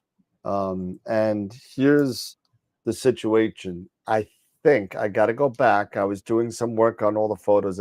I think we have one person that won 2 pictures in a month already. I believe so. Yeah, I think Greg so. Meyer did that last month, and he had one at the beginning of the year. So, Greg, I know you had the Lagoon, and I believe it was Malot 15 as well. You got to choose which one you want because you can only have one picture in a month. So, choose a picture in a month that you want, and then the second place winner of the month that you don't pick will be the picture of the month for that month. So, yeah, it's actually because he had the June picture of the month, which was his M101 with the supernova. Oh, and then last month. And then last month, so he's won 2 straight. Yep. Because he had that big. Didn't he have the big? Was that the Lagoon? Was it the Lagoon? Yes, yeah, the Lagoon. So he's won back to back. Yes. Yeah. So you got to choose which one. Whoever the lucky winner is, we'll congratulate them on the website as well. So hey, you know what? And as well, Jason Pellegrini as well. We'll have to Jason you as well, because he won for April, with and he also won the June, and he also won for June the Crescent Nebula. That was all right, we'll have to look at that, guys. So we'll have to look at those. We'll have to double check. No, actually, June was a tie. Yeah, it was that tie. So we had to figure this piece out. So Sean, you were saying something? Yeah, I was just going to say, I was going to throw it out there while I've got everyone's attention. If anyone has any data on M8 Lagoon Nebula, close-up data that they would be willing to share, I would love to process it and, put it out there and, share credit and whatnot. I can't image the lagoon from my backyard just because of trees. It is never available to me. I tried to get some data at Starfest there, wide field data. It just wasn't enough. I didn't have enough time before it sunk too low to the horizon. So, if anyone has any data that they're willing to share, hit me up and I'd love to process it just because I haven't done it. Like I said, it's been over 10 years since I imaged the Lagoon Nebula. Yeah, and I'm really itching to get back and try again my hand at processing it with the new tools that we got available to us now. Yep. Because I mean, back when I did it, that was back. It was actually used in Astronomy magazine back when I did it. I think it was about 2012, and I was using Photoshop, and I took that data using a modified Canon 350 XT. So things have changed quite a bit. A little bit. Point. Yeah, a little bit. A little bit. Much, just a little. Just a little bit. No. Go. Sorry, Jimmy, I gotta go. Telling you. Yeah, no, that's awesome. Yeah. So if anybody wants, I know Greg literally just had that big picture of the lagoon, and maybe he'd be willing to share that too. So I'm sure he would. He's pretty open. All right. So I don't know. It's 9:40. I got nothing. Yeah. I've got to go through it seriously. Sometime this week. I'm going to be working on the Dark Shark to see if I've made any improvements this year. I think the Dark Shark for me has been like my unicorn. It's the one I always keep trying to go after and improve on, because I'm never satisfied with it. So this time last time I did it with Shark Puppet. Yep, Shark Puppet. Yep. So we had Shark Puppet I think it was last year or the year before when I did it with the Rasa, and this year I've done it with the FLT91, and this one was full mono. Just it was Nice. Last time they were all one shot color, so this time it's all mono. So I'd like to see how we did. I'm going to take requests for tomorrow night. If you have an object in the southeast to northeast that you want me to take a picture of that's above 35 degrees, let me know. I will try and do that. I'm going to be putting out my 130 AP and taking some imaging tomorrow night. So hopefully while I'm playing around with PixInsight and the Seahorse. So that's my plan for tomorrow. Gotcha. Depends on how much wine I drink. All right. Yeah, I'll have to figure something out myself. Yeah. What was that, Sean? What's that, Sean? I was just going to say I took an image of the shark. I was just looking it up real quick here. I'll share. Well, you got the one right behind you there, which is a really cool one that you have. Is that in metal? That's the actual image that I took. That's but canvas. I'll put it up on the screen here. That's canvas. Yeah. It actually. You know what? Okay. I pursued the dark shark for years with different telescopes. Tried different things, and it took a long time to get to this level. So that image there, if you can see it, hold on a second. Yeah. And get your full screen. Okay. And what was your setup for this one? So that setup there was the Starfield 8-inch astrograph with the Nexus, the Starzona Nexus reducer flattener. So it was f3, 600 millimeter. And I used the QHY 268 monochrome with the Optolong filters, LRGB filters to take that. That's cool. And what was your integration?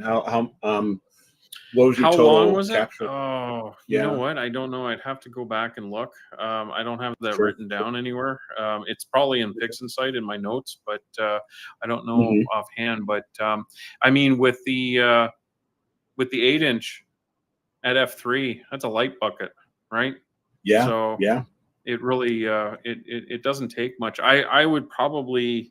If I was to guess, I would probably say it's really not anything more than about 10 hours of data using that setup. I can get some really fantastic data in using it. So turns out really nice. I like that. I like that setup. Yeah, I like the Galaxy. I think that's a small spiral. That's to the I do too. Of SEP 16. So that one's really nice. Like I said, it's been my unicorn for the longest. It's a great target. It's a good challenge. It's a really, really good challenge. You know what? It is a very challenging target just because it doesn't have a lot of surface brightness to it. But it's also challenging to process it and get it looking to bring out that nebulosity in the data too, right? So I've seen a lot of takes on the dark shark, and it's hard to get the brightness of the nebulosity that exists there. Yeah. So I agree with you because trying to bring out all of that, all of that dust, and because it is so opaque, it is. I that's what makes it so much fun for me. Our dark nebulas. That's what makes them so much fun. Josh, yeah, I know Dan. You're working on the Dark Seahorse. Yep.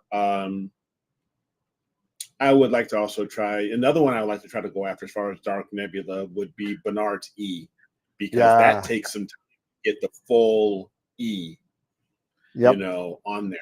That to was bring going to it be really the out. snake was going to be my other one, but I said, you know what? I'm just going to put whatever time I have into one object, because Dark Nebula, just like you guys both alluded to, Dark Nebula, you need to integrate a lot of data to get what you need to get. Yeah, absolutely. Yeah. And unfortunately, I mean, I'm not even going to get, if I did 100 hours for New York, it probably still wouldn't be enough. No.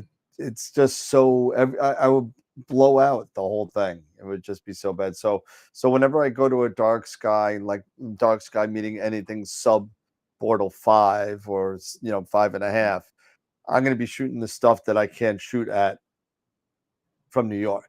Right.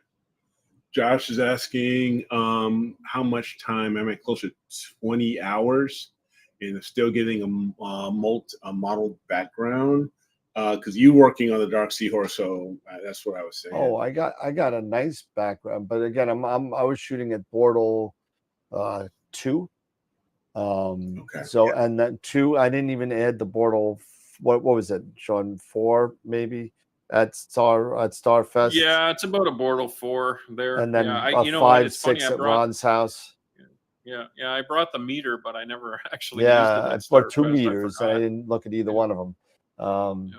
But I mean, I'll have about 10. So I'll find out tomorrow on what I got in there, and I'll show you right out of the stack.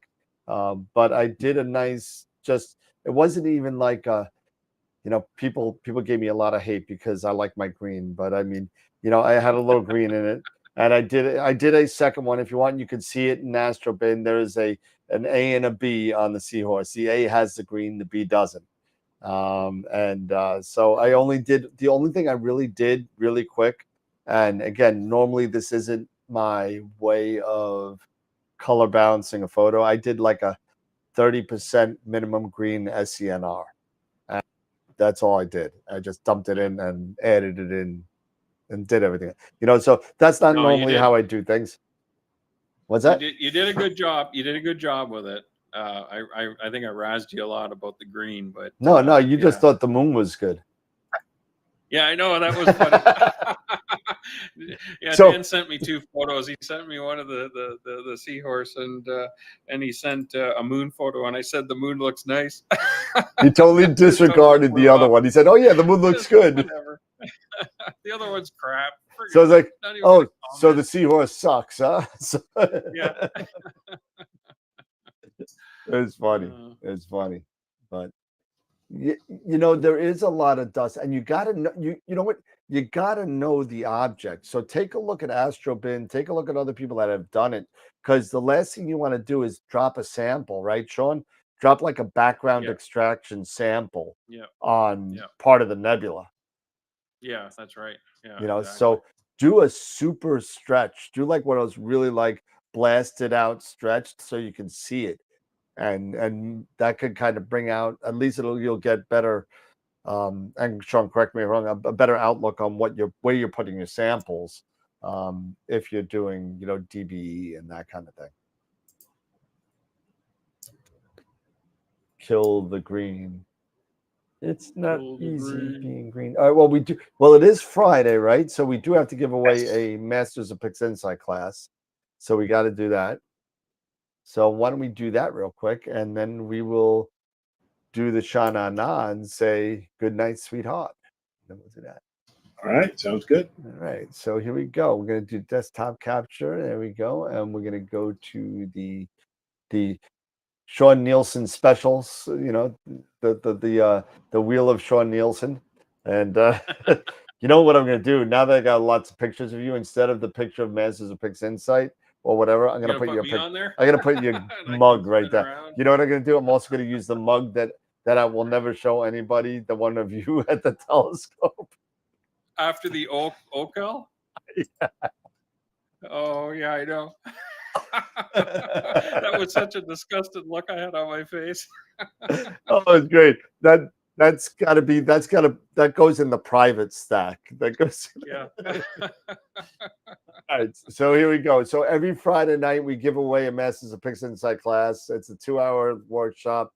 I believe their next one starts off the newbie series again. So that starts off from the WBPP deep dive, which is the next one. So free Masters of Pixel Insight class. Here we go. And the lucky winner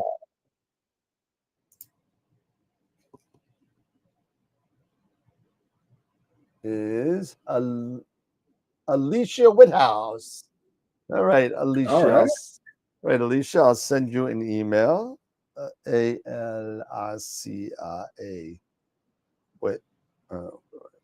Okay, that's good enough. Okay, so I'll send you an email and you can get a voucher for that. And Pete Prue will get back to you on how to redeem your voucher. Yeah, so congrats. Awesome. All right. Well, it's about that time, fellas. Yeah. Hey, I'll just quickly show you my Yeah. seahorse. Oh, you got it? Yeah, sure. Yeah, I got one too. Yeah, it turned out not bad. I mean, I might go back and reprocess it, but it turned out not too bad. I think, anyways. That's it there. That's the one on your wall, right? That is the one on my wall too. Yeah, exactly. Okay. That looks great, man. That looks really really good. Yeah, really I good. thought I actually was really happy with it. I think when I bit the stars, maybe I could do a little better job with the stars, but it overall, I mean, you're not looking at it like that. You're looking at it like this, right? Right. So this is Yeah, how I exactly. intended to present it. So it looks really, it's good. I picked up a lot of the faint dust and whatnot that's in that region of space. So I'm overall, I'm pretty happy with it. No, Josh, that's really good. It's really good. Josh said that looks backwards to me. No, he's just swimming left. He's just swimming left. He's swimming left. He's a lefty. Let him be. Let him be. Yeah. Let it He's be. a lefty. Let it Just like be. It needs more green. Yeah, no doubt, eh? Yeah, I know. Well, if I use the mop workflow, it would be green, right? What is that? We call it the Mo Green script.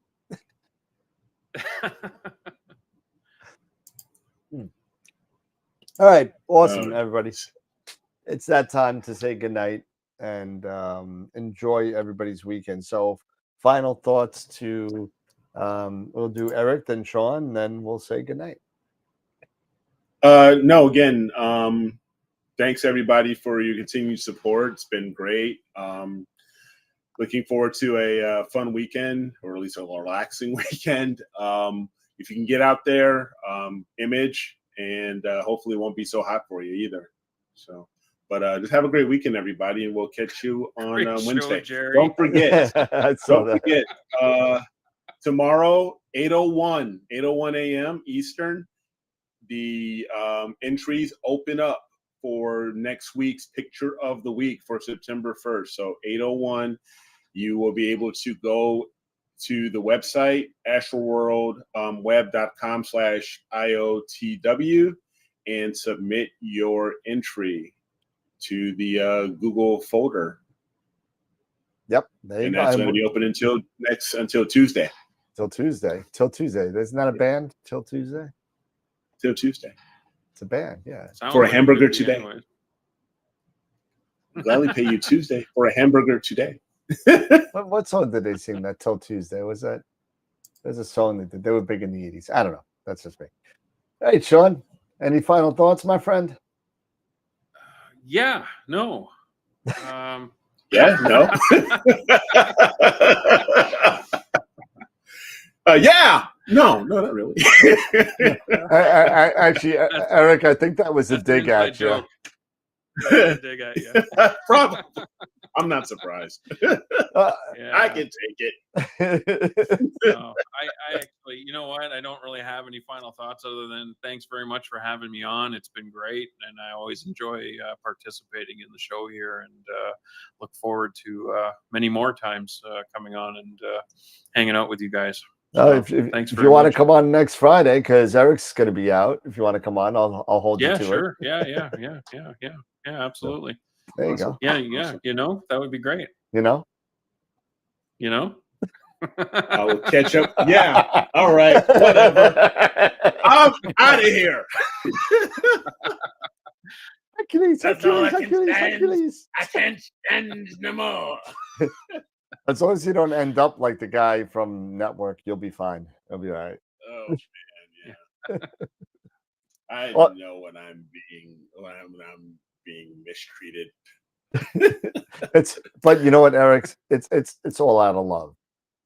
Mm-hmm. Yeah. Oh yeah, definitely. Yeah. I know. You know, I know. it's all out of love. It's all. Yep. You know, it's all good.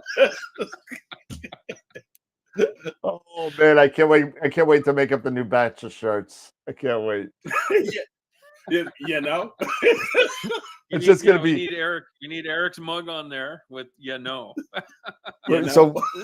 So we're gonna have Astroworld. I am Tom. I'm a poor beat puppy.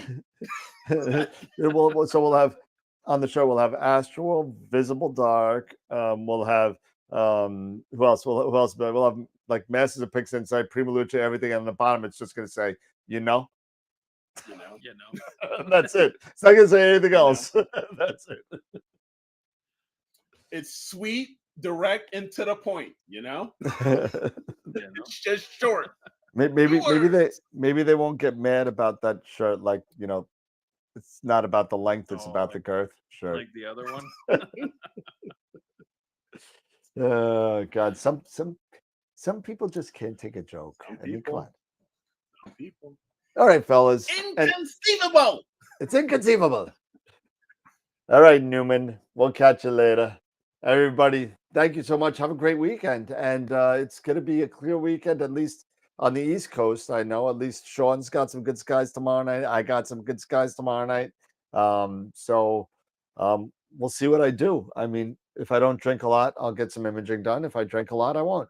So that being said, all right, everybody, have a good night. Mike, George, Newman, everybody in the chat, thank you so much for hanging out with us, and congratulations to Alicia Witten.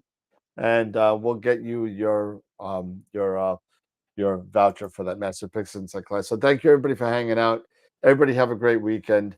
Be safe, and remember, as always, keep imaging, keep educating, and clear skies. And we'll see you Wednesday night. Have a good night, everybody. See you Wednesday. You know. See you Wednesday. You know. No. Yeah. No. Yeah. No. Yeah. No. Yeah.